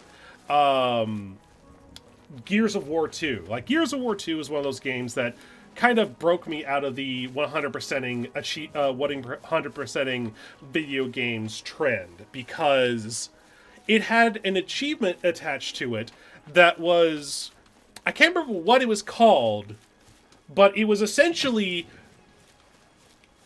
you had to get number 1 on the world rank score in the multiplayer. You had to get first place on the leaderboards for multiplayer against people all across the world.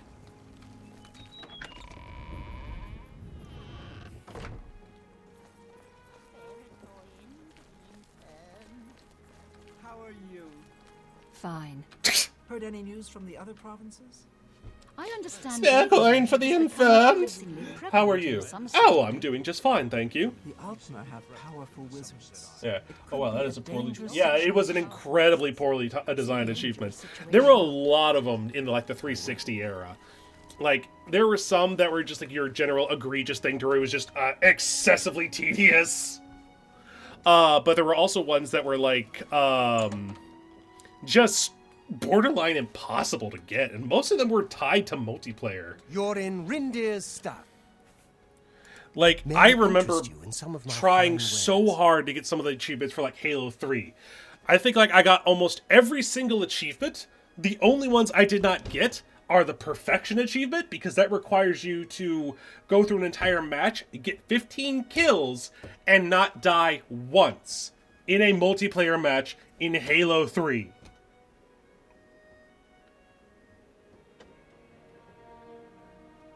When the grenade spam was at its peak.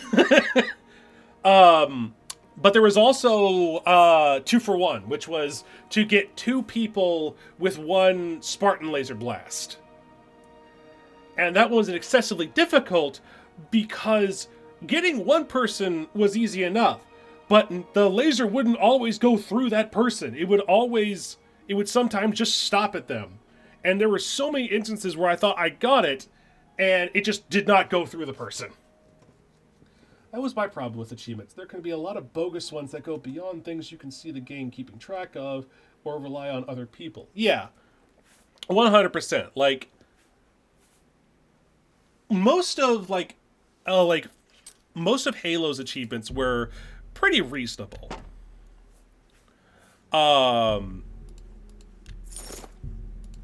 That's it.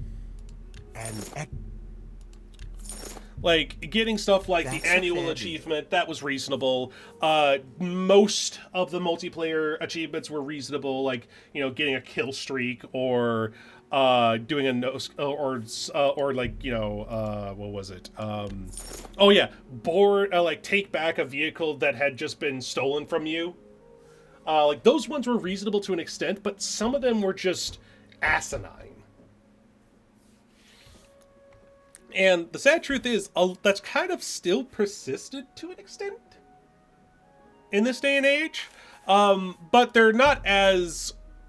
But the interest in, like, 100% in games has been lost to a lot of people because of the fact that you had so many achievements that were just next to impossible to get. Like, that was I think, one of the reasons why Achievement Hunter for Rooster Teeth stopped doing achievement hunting stuff, because of the fact that most people just got disinterested in getting the achievements because they made them so unnecessarily difficult to get. Or they made them, or worse, they made them so fucking easy that it kind of undermined the ability to undermined the concept of an achievement, like turning on the game or pressing the start button for a lot of kids' games. Like, how bad do you have to have the? How bad is your opinion of children's intelligence that is worthy of an achievement in a children's title?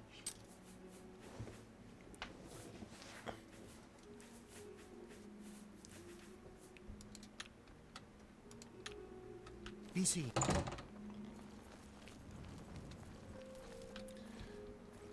There are also times where it would be considered 100% would be different. Would be different if the achievements didn't exist.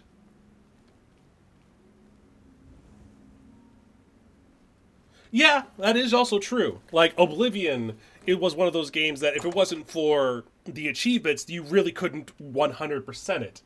Or how a game considers 100% because you did everything, but they may not have a 100% tracker on the actual achievements lists.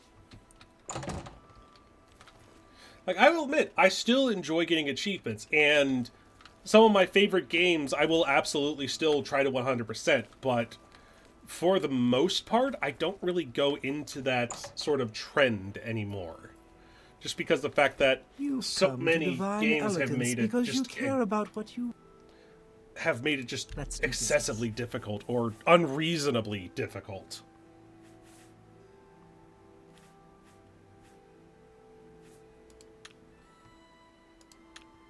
Good day. Like, I will admit, I do still love showing off some of the hardest achievements I've gotten. Can you spare a coin? But you know, I just the desire to 100% every game I play is just not there anymore, and I think that's probably good for the sake of my sanity. Hey.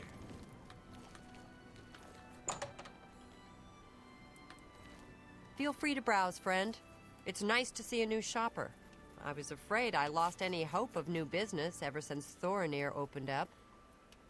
Thorinir. I think you might be just the kind of person we're looking for. Perhaps you can assist us with a problem we're having here in the market district. Sometimes you might do something like go through the levels, and there might be extra collectibles in them, and collecting those would be 100%. Yeah. I'm the chairperson for the Society of Concerned Merchants. We formed this group a while back to keep a nice, fair economic balance in town. Not every store is a member, but we're slowly trying to convince them to join. Everything was fine until Thorinir opened his shop nearby. Selling all sorts of merchandise, he undercuts prices like you wouldn't believe. He doesn't always sell what we sell, but it is still a problem. People who buy tend to want to spend their money there. That leaves none for us. It's getting so bad a few of us may have to close up shop. He outright refuses to join the society or even discuss the matter. We are convinced he's up. What we need is for you to... We cannot do it ourselves, as he Well, have a look around. You won't find better prices in all Tamriel. Akaviri Warblade. I'll take those. That's a good deal. You might even think to do so with those stupid tasks otherwise. Or maybe a random do a particular task 10,000 times. Yeah, those ones are the ones that like I'm talking about, where they're just like completely asinine, to where it's unrealistic. And what's even worse is when you do things that feel like they should be an achievement that aren't. Like, one of the things that I can think of is like doing something like playing like Insomniac Spider-Man and keeping top speed without going all the way across Manhattan without stopping once, or something like that. You know, where it's just like something that should be an achievement because you did something that's incredibly difficult, but the game doesn't have that as an achievement, so it doesn't count.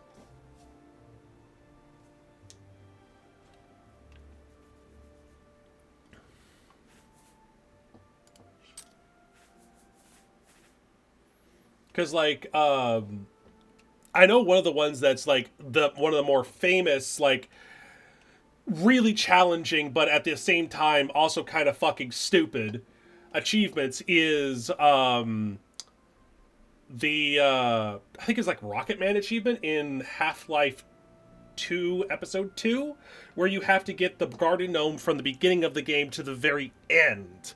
And it's incredibly difficult because of the fact that you have to carry it with you over a bunch of places where if you drop it, it's gone forever.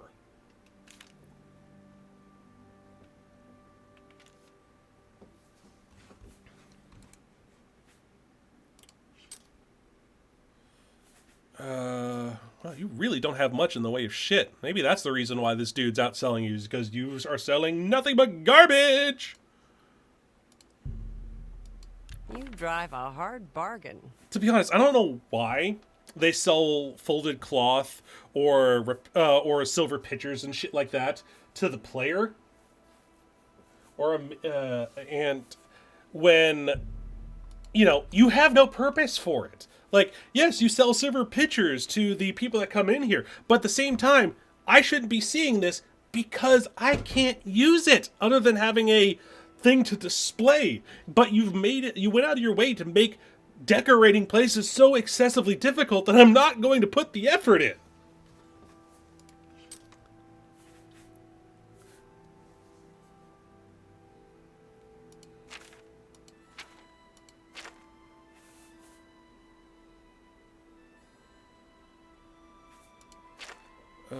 Let's see. What can I sell? I'm not selling those.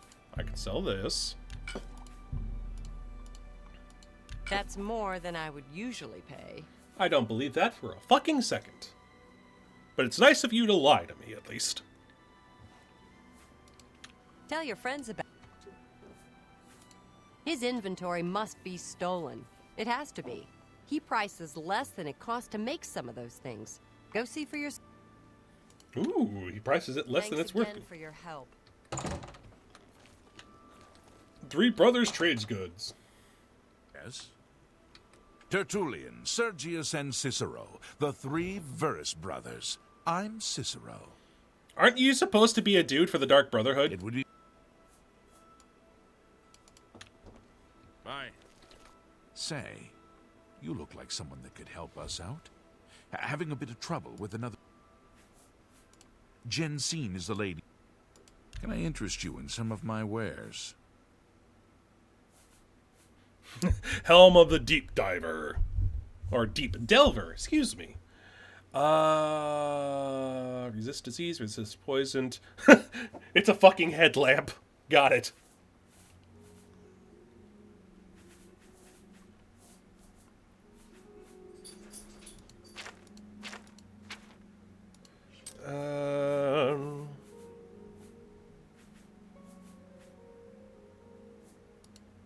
I'll sell these potions of sorcery. I don't really use much in the way of spells. So that should be relatively fine. Pleasure. Give me your tobacco. I'm going to smoke it right in front of you. Thank you. Goodbye. Or rather, I'm going to grind it. I'm going to take that dank holy kush and just grind it right in front of you. It's grind time.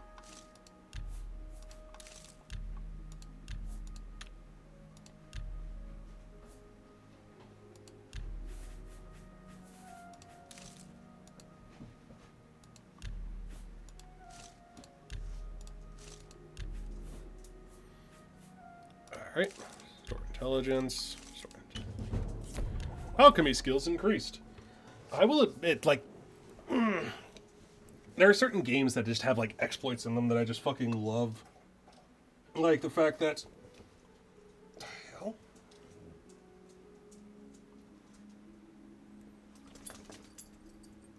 Yeah, that's concerning. There was just something on my floor I just noticed.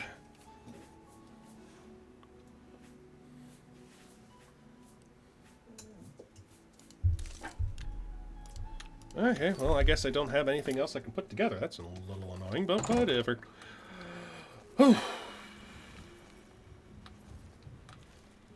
Black Horse Courier. Merchant's Inn. Or definitely have some crazy alchemy exploits. Oh yeah, like I remember one of the exploits for like Oblivion was just like being able to max out like potion making by going to the ooh. Oh god, do I do it? Do I go to the alchemist shop on the dock front in fucking Anvil and just use that to just like max out my alchemy and then just sell back the fucking... What can I interest you? Because that's the one thing you would do is like you would make all this fucking money to buy the haunted house in Anvil by buying all the resources from the alchemist in order to break it down into potions to sell back to him. In fact, I think I'm about to do that to this dude. Which is kind of funny when you think about it. Where it's like, yeah, I'm going to buy all your food and I'm going to sell it back as health potions to you.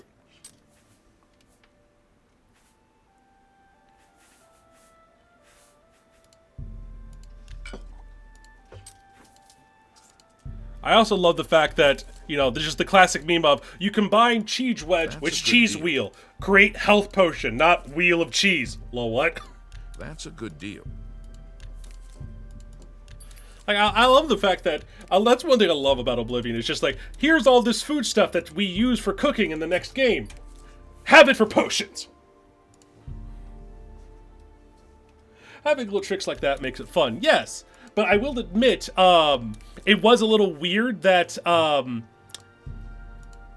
there really wasn't any kind of cooking in this game. It took Skyrim to have like that cooking mechanic, when most of your like potion ingredients were food products. Thank you. Come again.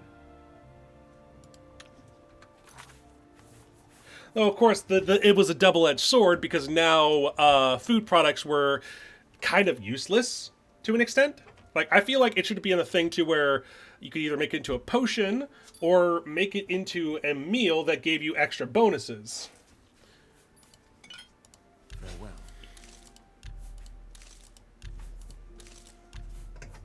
I take an apple, a bread loaf, a carrot, and a cheese wedge, and I make a liquid out of it somehow.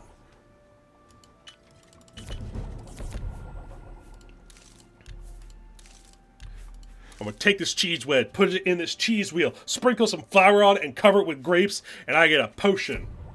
What? I just love the insanity of the fucking alchemy system in fucking Oblivion. I fucking love it so much because it is so fucking stupid. What can I do? What can I interest you in? Well, I was actually going to interest you in these. A fine an excellent bargain. Your mercantile skills increased because you're able to sell his products back to him.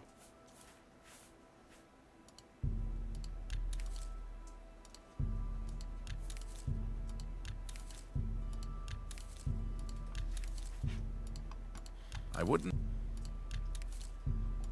A fine bargain. Gods. You bought. Thank you. Yes? Alright, time to do some wedges.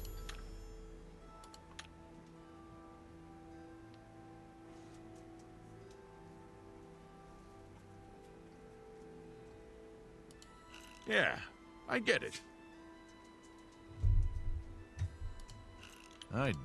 Don't waste your... No more. You're frightening me. No more! You're frightening me with your amazing good deals! That's pretty good. Whatever... Don't... I doubt it. God. Have a look at my wares. I'm sure there's something to suit you. Like, now that I've successfully threatened you, would you buy all my chocolate? Oh, gods, I love this game.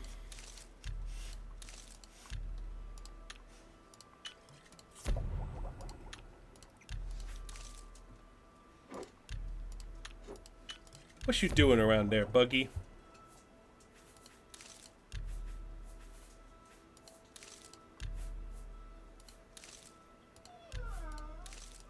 Ooh, someone had a big yawn, huh?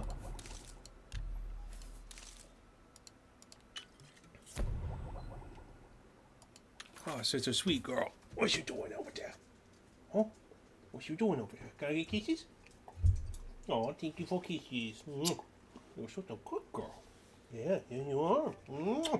If I had money, I'd put a camera up where you sleep so that way people can watch you snooze. They have good girl cameras, but unfortunately that requires money that I don't have.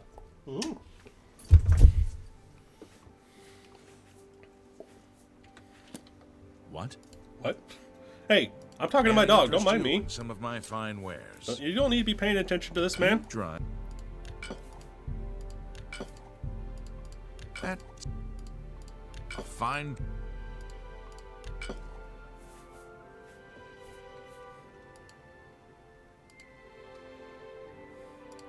Thank you for your business. Yeah, yeah.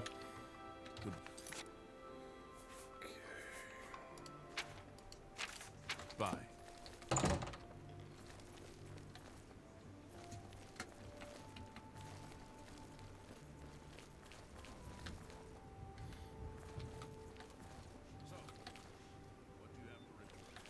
Edgar's discount spells. Divine Elegance. Let's see what these discount spells are. Edgar Vautrin, you don't want the very best. You want cheap. And I got cheap. How did you know I wanted chickens? Oh, you're just selling straight up just spells, not spell scrolls. Bye. Take care. I'm not interested. Bye, Felicia. Where is the alchemist shop?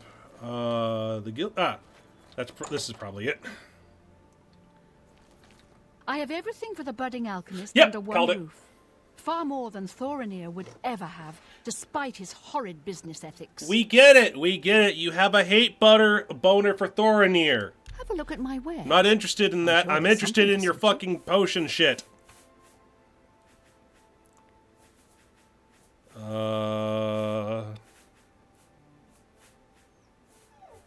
Rat meat. Nobody likes that guy. It's just like the dude went in there and be like, you know what? I sell stuff for low cost. Fuck you, motherfucker! How dare you sell stuff to people on an affordable rate?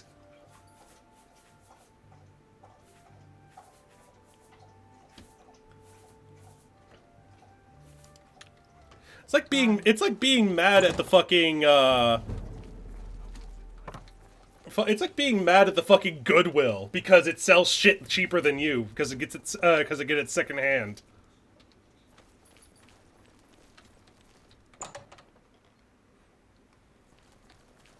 What kind of deal? I understand the Fighters Guild is hiring new members.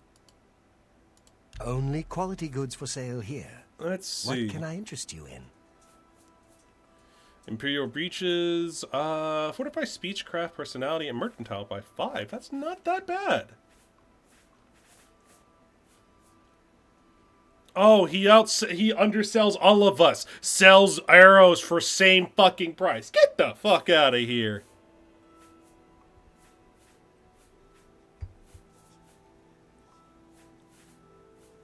Oh yeah, he's really like undermining your profit margins. Fuck off. Goodbye. Please, come again. Me children are starving, please. Bitch, you don't have any children! Because children don't exist in Oblivion!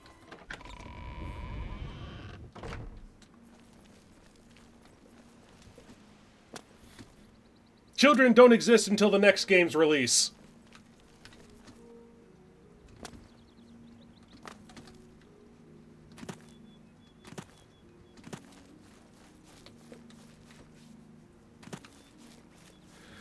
Okay,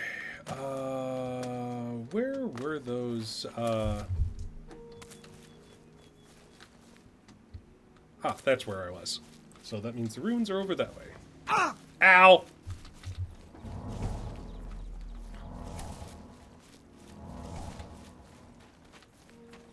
Yay! There it is. Phase into existence, ruins. Ow. Combat music? Where? What? Oh! Well, hi there, little guy. You're not really much of a threat. Goodbye. He was trying me something fierce. He was trying so hard. But at the end of the day, he did not get far.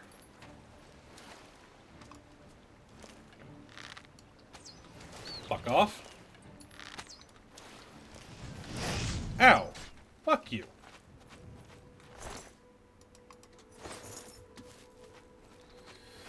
Okay. Clams. Clams. Clams. Oh, I guess the clams are a universal thing, not individual. Or not universal, group thing. Giant enemy crab. Attack its weak point for massive damage.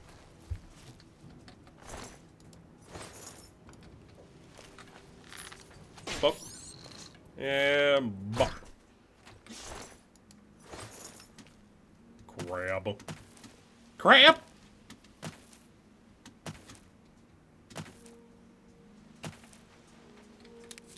Garlic. The immortal blood. Your hand skills have increased. What is it, Star? What is it, Bucky? Use your words. Out? Do you gotta go potty? Do you gotta go potties?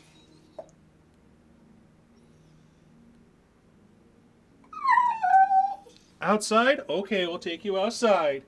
I will be right back, folks. I will be here. I will be back momentarily once I take this one to go out and do her business. See you in a moment.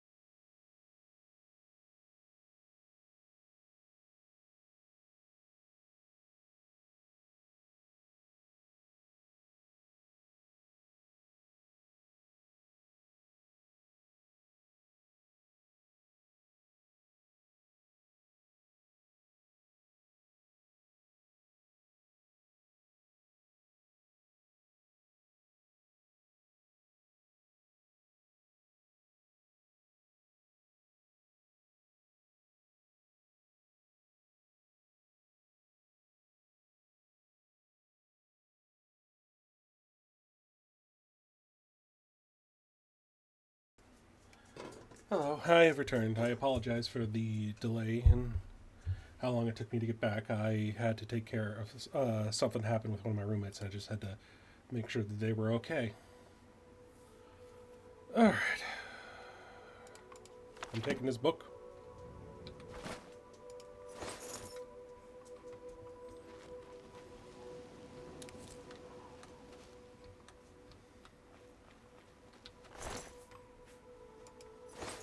Stripped.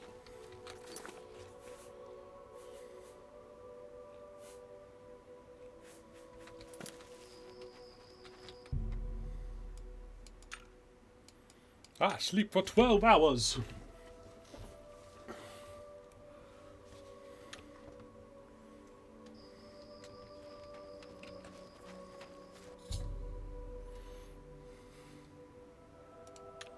I heard a strange door has opened. Somewhere.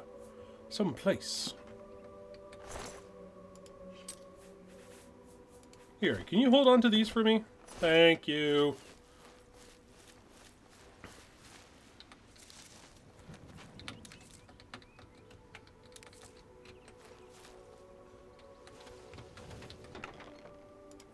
Silver nugget. Into the depths below.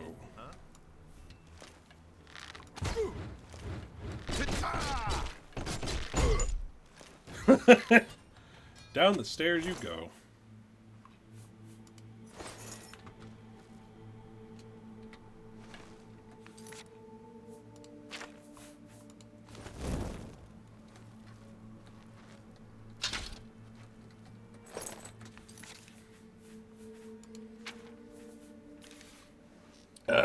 For fuck's sake.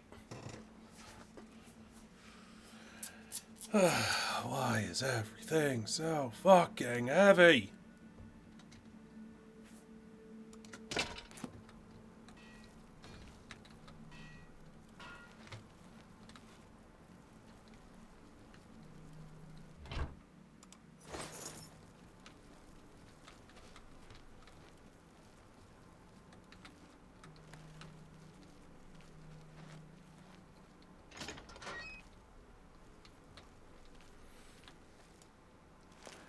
I'll never see it coming.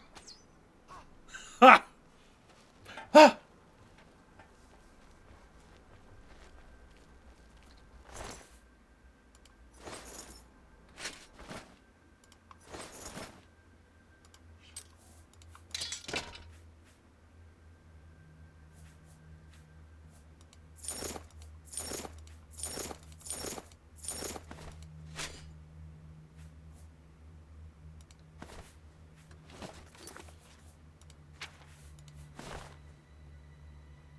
Blacksmith pants.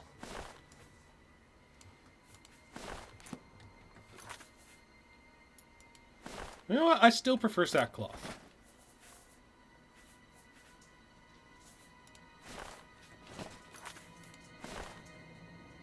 Shh. Yep, nope, still prefer sackcloth. Goes as I've got the jeans.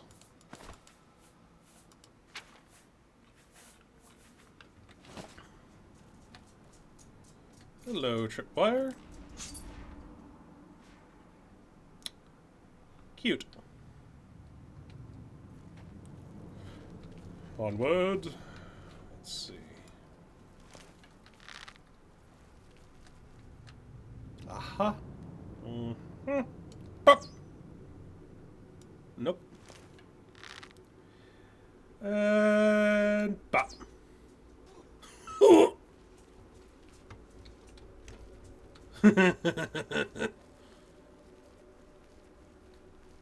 An iron armor. Green robe.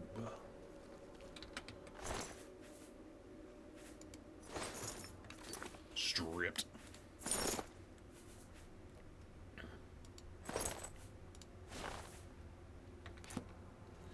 All right.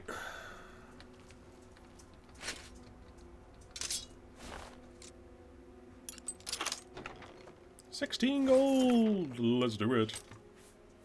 Put this in here, put this in here, put this in here.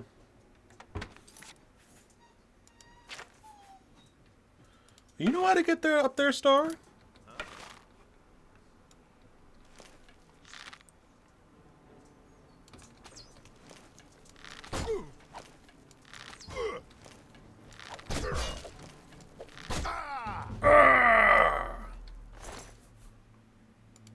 Stripped. Bandit ringleader.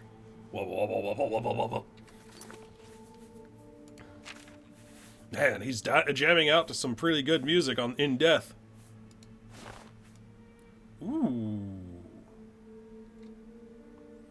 That's not that bad.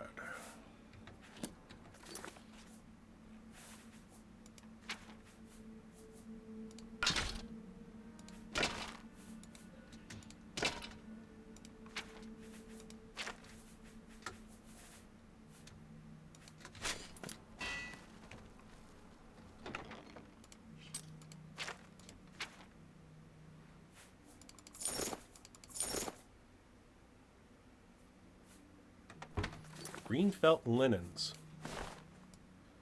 Ah, nope.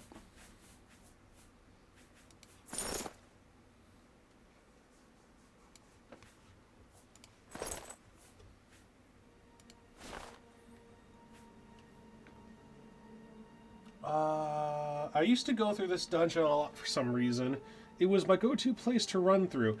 Probably because the odds are I could probably see why. It's one of the closest dungeons to the Imperial City. And, you know, the Imperial City is the place where pretty much 90% of the merchants are, so if you're going to try and sell shit, you usually sell it to the person that's going to want to buy it. Which in turn means that you get a lot of access there that you wouldn't normally get in a lot of other places.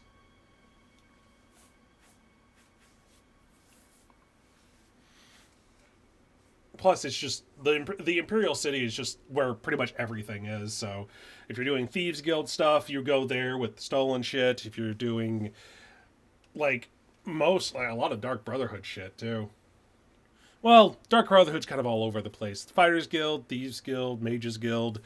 You tend to do a lot of stuff around the Imperial City in some way, shape, or form.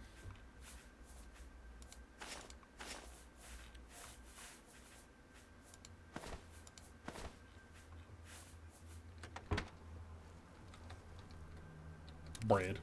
Bread. Bread.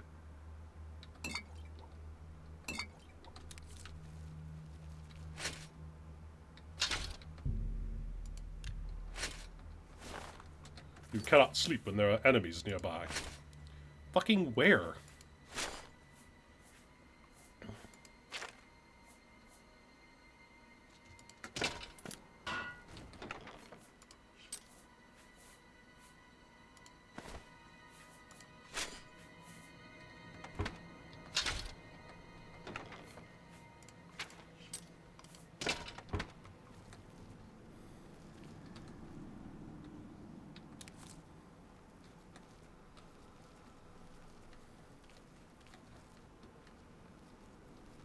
Hey, a thing!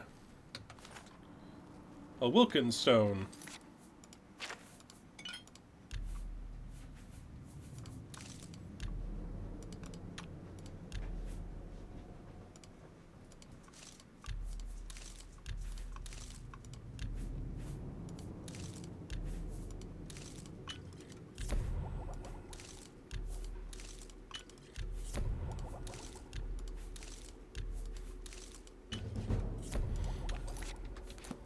Okay, that should reduce some of the weight. Ah. Hey, that's my knees! Stop it!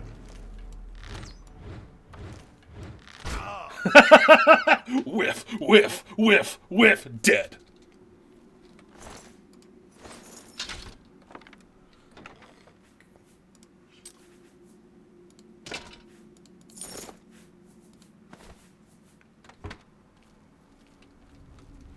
Yep.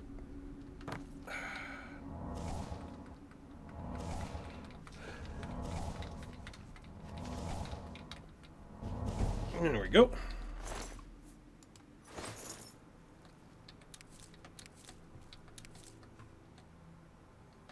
Some food.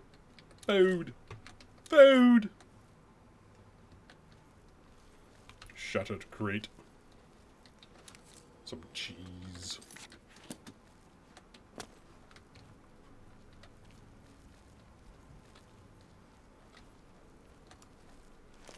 You'll never see it coming. Ha!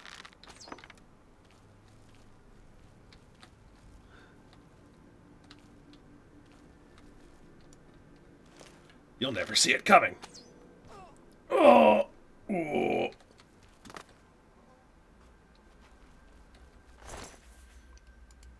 Stripped.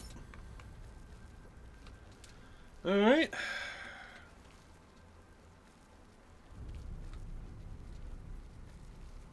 And now we go put stuff in the chest.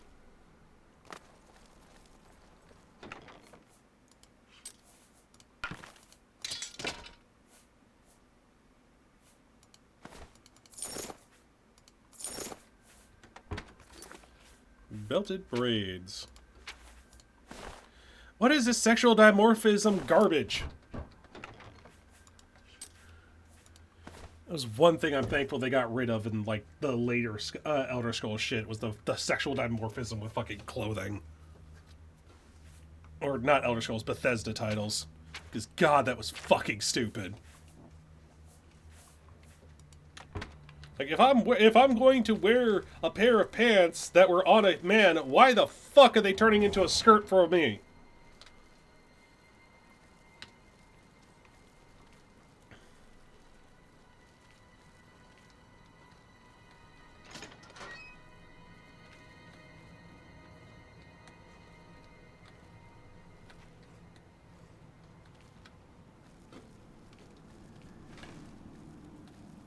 Buckled shoes.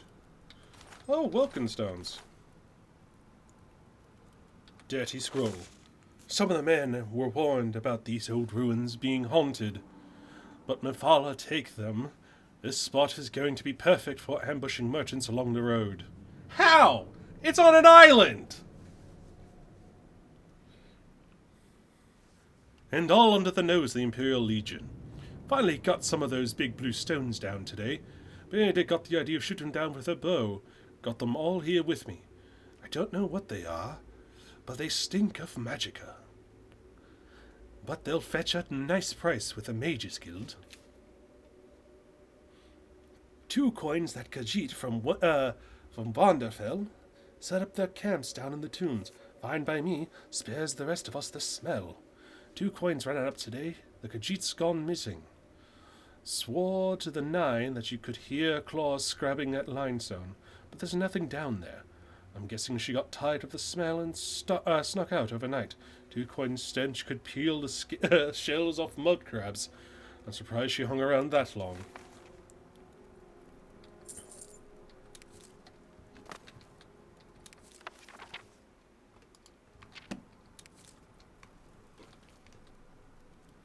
Money, money, money, money! I take my money, thank you.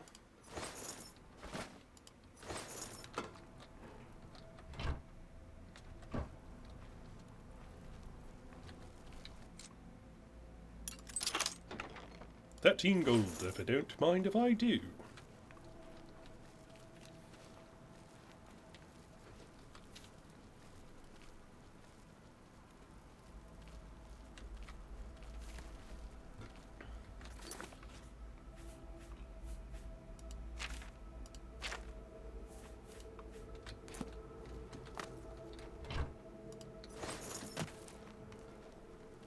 Yay! Yay! Touchdown!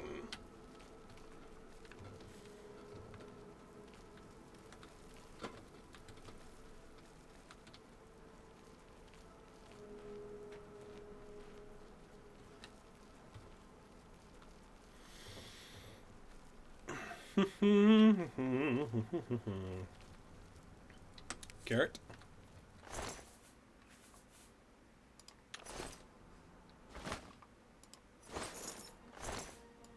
Stripped. Ah, yes. This armor This Warhammer can all fit in this fucking sack.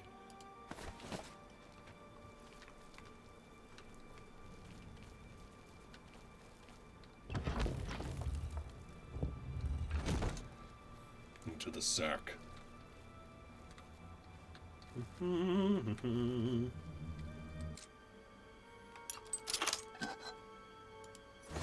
Iliad cask. Look who we... I fought... You fought who? Don't tell Finn. He fought the land of Ooh. He fought Jake the dog and Finn the human.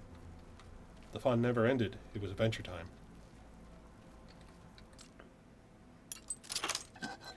Okay. Iliad cask.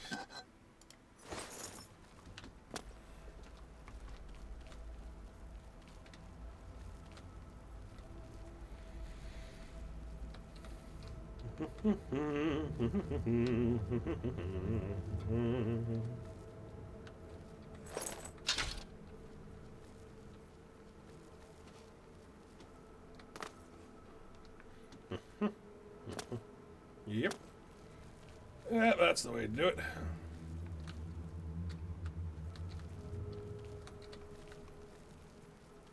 Alright, that's the way out. Alright, so let's go ahead and put stuff in this.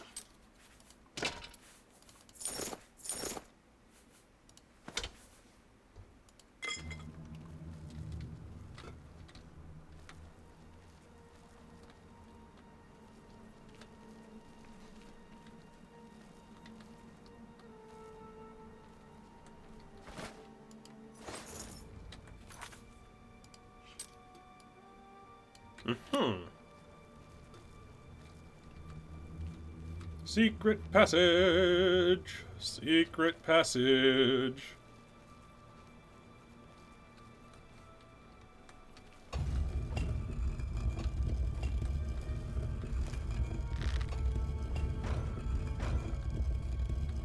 Oh boy, blood.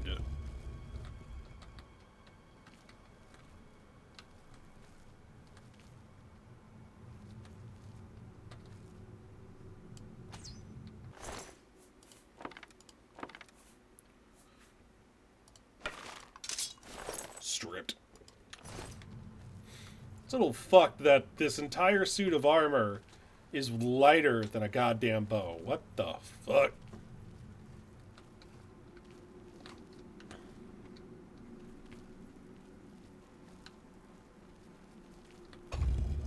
Do I hear creaking? Zombie!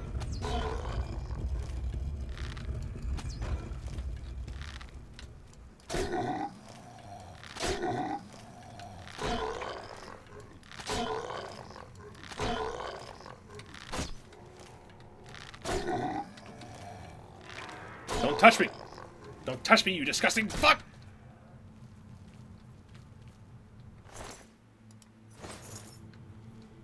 Gross.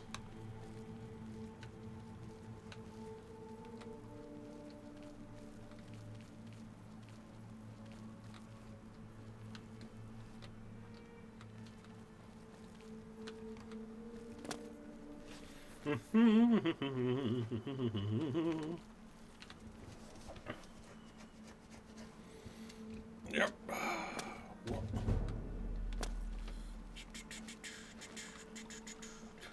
Stinking stuff that we are seeking. Stealthy seeking. We are stealthy seeking.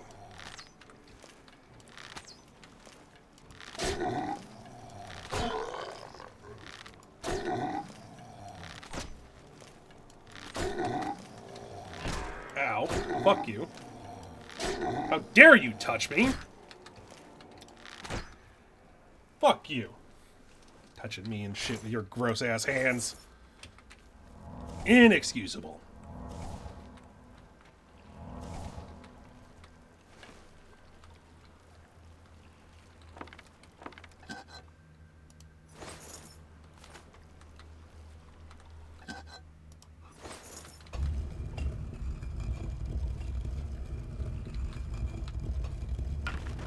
I did hear creaking.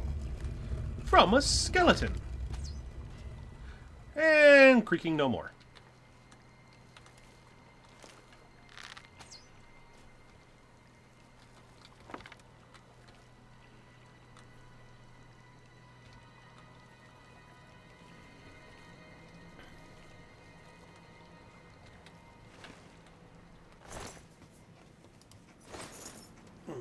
Okay. 217 arrows.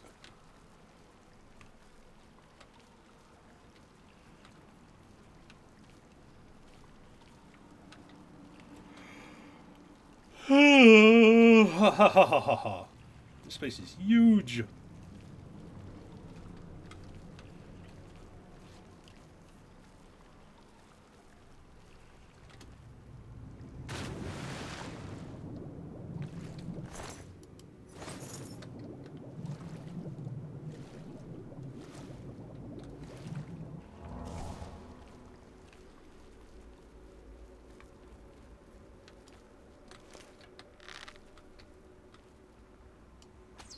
Fuck you, creakers.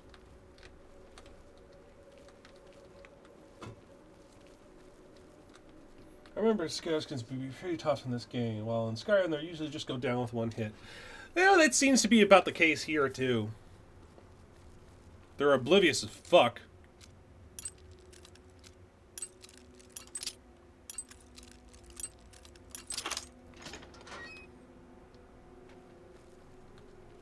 Oh.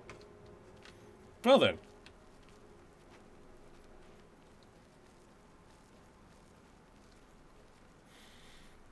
Yeah, that's the one benefit of skeletons and zombies. They are oblivious as fuck until you hit them. I hear another one.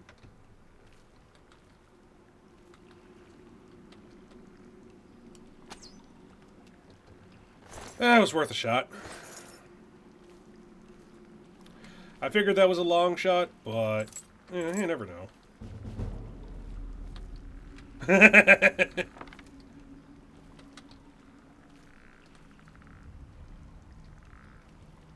I don't think he sees me.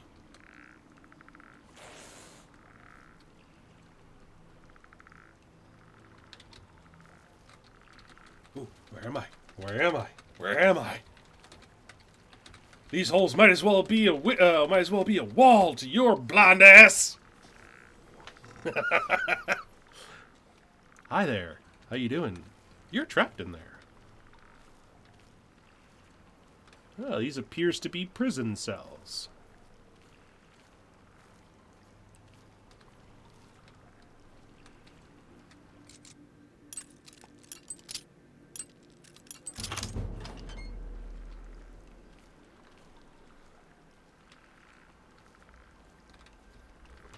It's a little weird that they decided to put these people in prison cells with their weapons. Seems kind of dumb.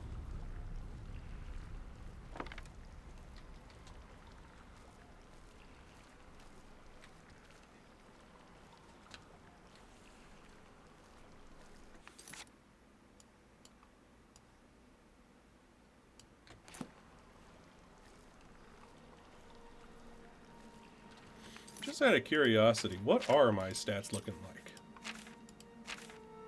like? Sneak is 45.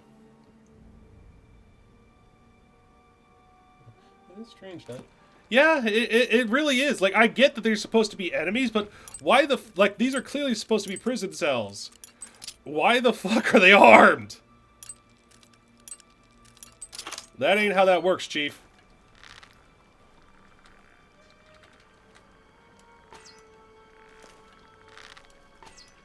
Really? There we go.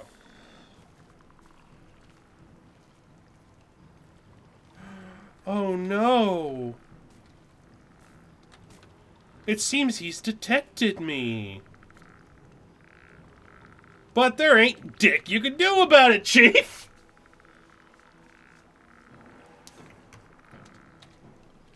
The answer might be at the end. Alright, let's see.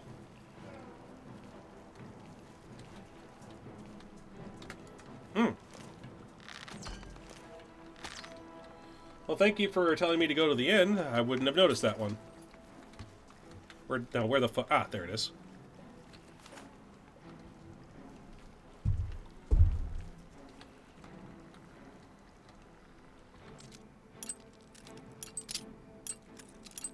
Ah, fuck.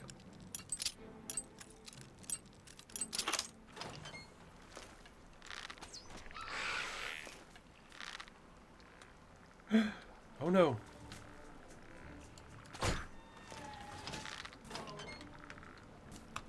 Nice pathing, dumbass! For your marksman skill increase, you should rest and meditate on what you've learned. Level up.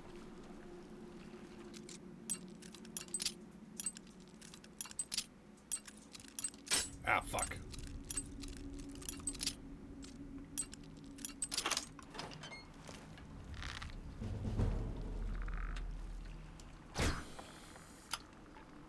Okay, so it wasn't just the fact that it was see-through. He was just that blind.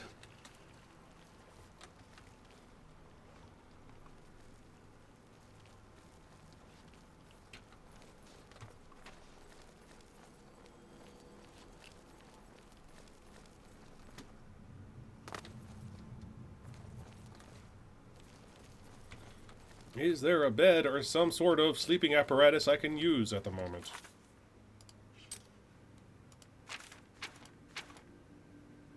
Maybe farther in. Okay, we ball.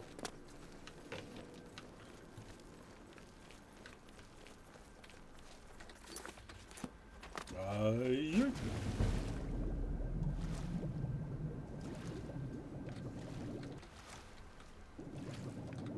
That's a wall.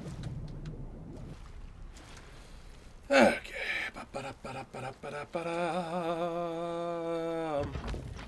Troll.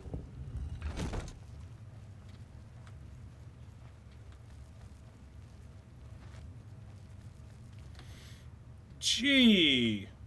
I wonder if this is a trap.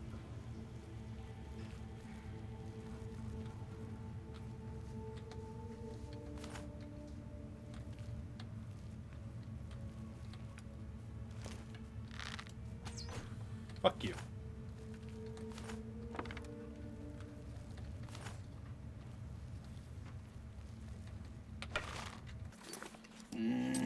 How dare you?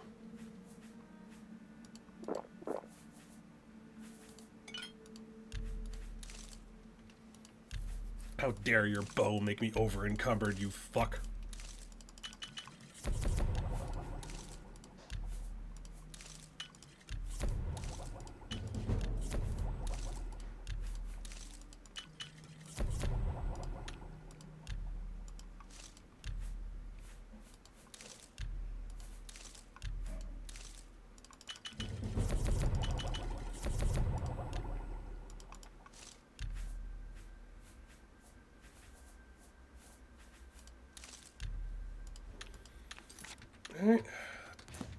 What the fuck?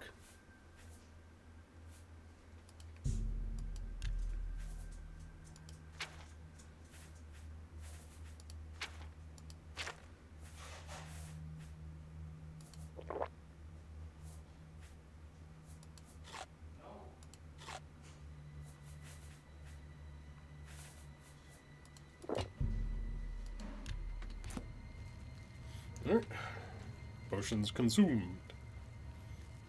Into the depths. I hear more bone creaking. Gonna hit him with that bone hurting juice.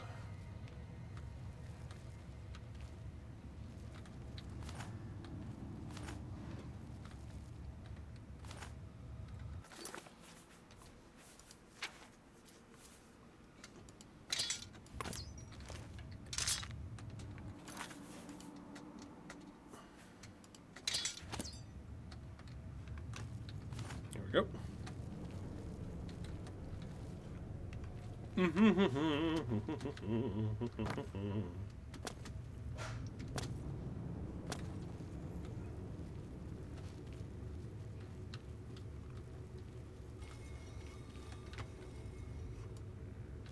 Well, that's unfortunate.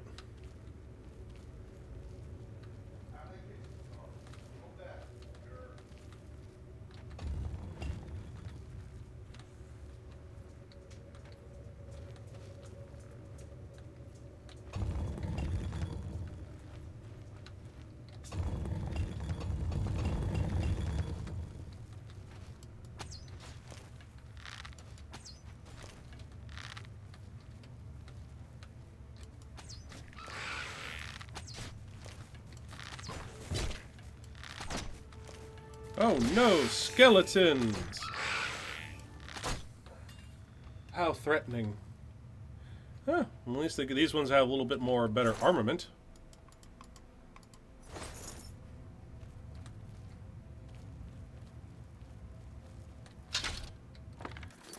Did not mean to pick that up. Fuck.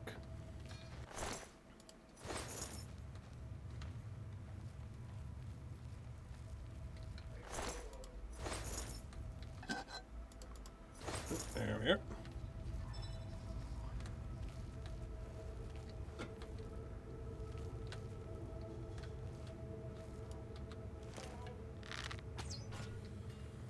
And just like that, they're all dead. Couldn't stand a chance against my amazing marksmanship skills. You died like a motherfucker.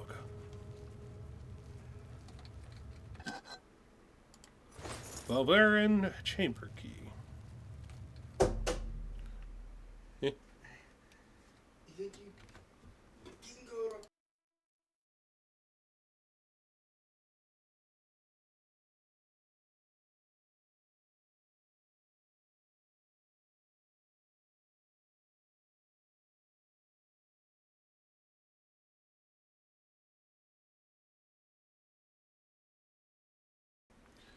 Well, it seems that I have been given a time frame. I'm unfortunately, going to have to end the stream here sooner than I was expecting to, as I'm going to be needing to run some errands for some folks. So hopefully I can finish this dungeon, and that way this should at least start, but on a decent point.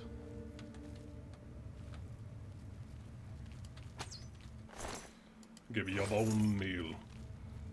I want that bone hurting juice.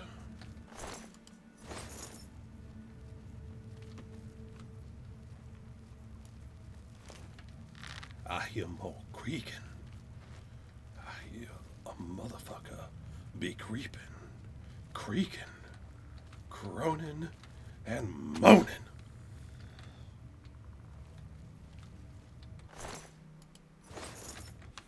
I am over encumbered. Let's fix that.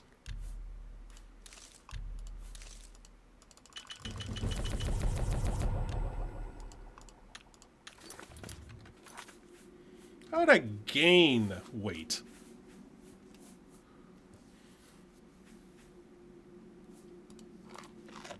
There we go. Push button. Fancy thing.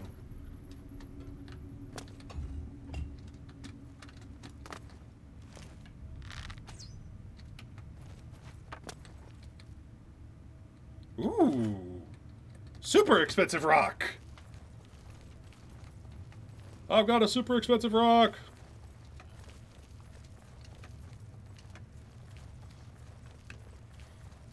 I am speed.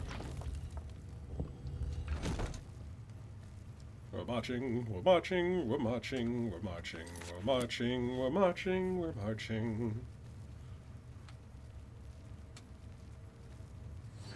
Ooh.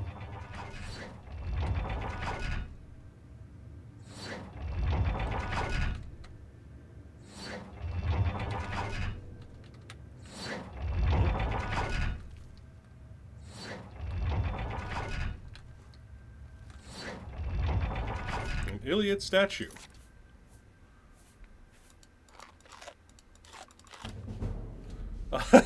Your stained fingers attest to your diligence in mixing potions and learning their secrets. You are now an apprentice of alchemy. Proceed to consume rat meat. Learn the secrets of alchemy.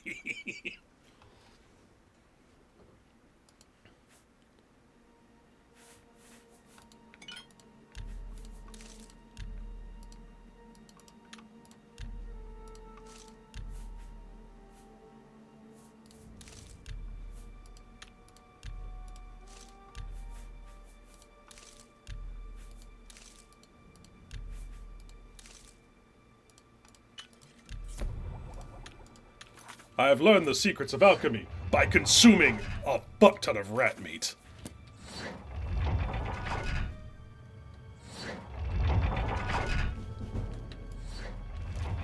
Boop.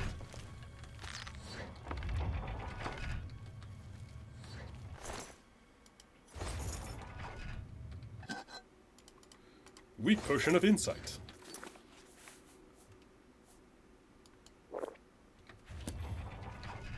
I got smarter from drinking that potion.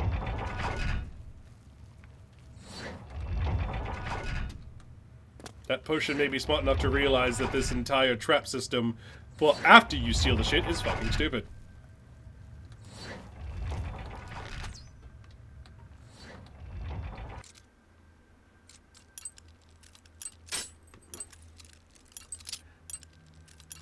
Alright, there we go.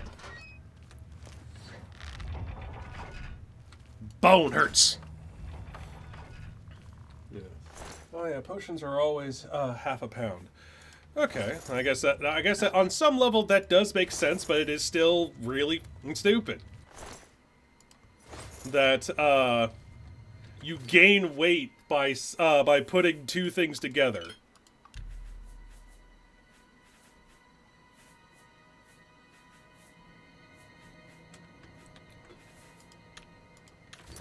Let's see if I can learn more about alchemy. Reveal to me your secret, rat meat.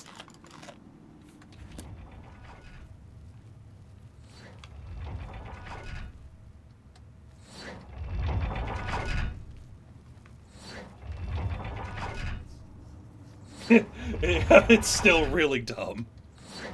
Yeah. Well, it's not like, I mean, I didn't question it when, I just pull, like, I guess I just have the one. Showing your face was the last mistake you'll do. Ah. Okay, so this is the motherfucker that's probably responsible for all these skeletons coming back to life. That's okay, that explains. Okay, now I see what happened. Dude raises the dead to the prison cell, tries to pick the locks, because I found lockpicks out there, failed miserably, and just said fuck it, and just left them. Thank God that, like, the Elder Scrolls series doesn't have fucking concentration like goddamn D&D. Dude would have been just wasting a concentration slot for fucking skeletons that he can't get out.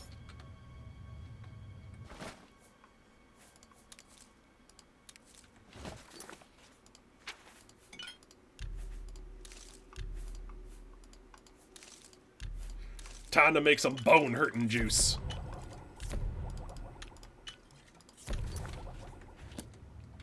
Maybe he gave them weapons. Maybe! Sacred Lotus.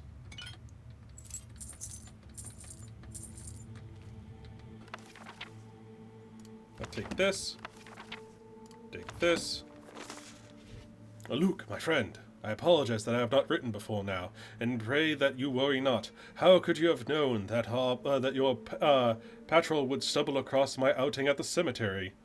There was no denying my deed. A sack full of limbs, and a grave soil still fresh on my boots. With your man standing by, what choice was there but pursuit? Lest they suspect your own true nature, truly I am glad it was used to expose me, and not another whose spellfire may not have missed my escape so widely. My new haven provides safety and bodies to work on, whether those long dead or hapless bandits. I will be content here for some time, although I dare not yet say where. Care for insert name here, and know that when the time comes, I shall return to live again in our beloved Daggerfall. Until then, Captain Cardus, remain vigilant, always hidden. Gilbert.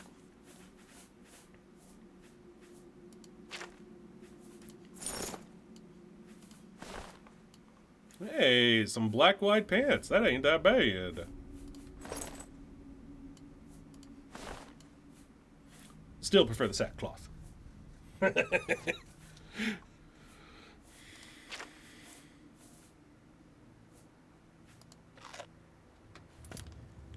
Crab. Meat. The Necromancer's sack. It's a fine longsword.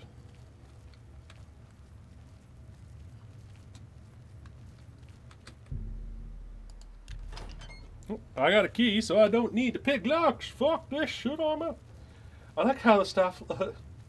I like how the sackcloth stuff looked back in the day. Yeah, I did too. I really did not like like some of the visual changes for some of the armor they did in Skyrim, to be honest.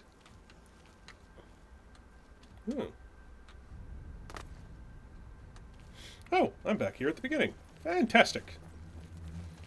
Now I can fuck this shit. I'm out. Whoop. Whoop. Whoop. Yep. Yep. Aha! Alright. And now I can sleep. Us! Bandits, mud crabs, all this other shit. I sleep! Yo, look out, it's a necromancer. Real shit!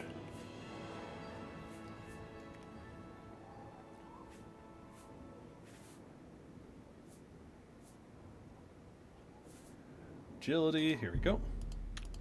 Increase that.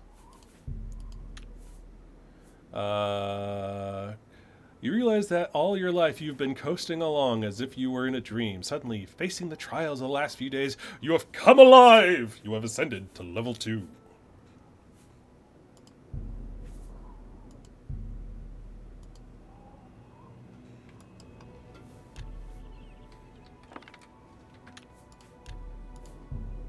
Alright. With that, it is going to be it for me right now. I want to thank you so much to everyone that happened to tune in. I will be back tomorrow around between 6 to 7 o'clock Eastern Standard Time. Thank you all that decided to take part in watching this stream, and I hope you all have a great and stress-free week now. Bye-bye!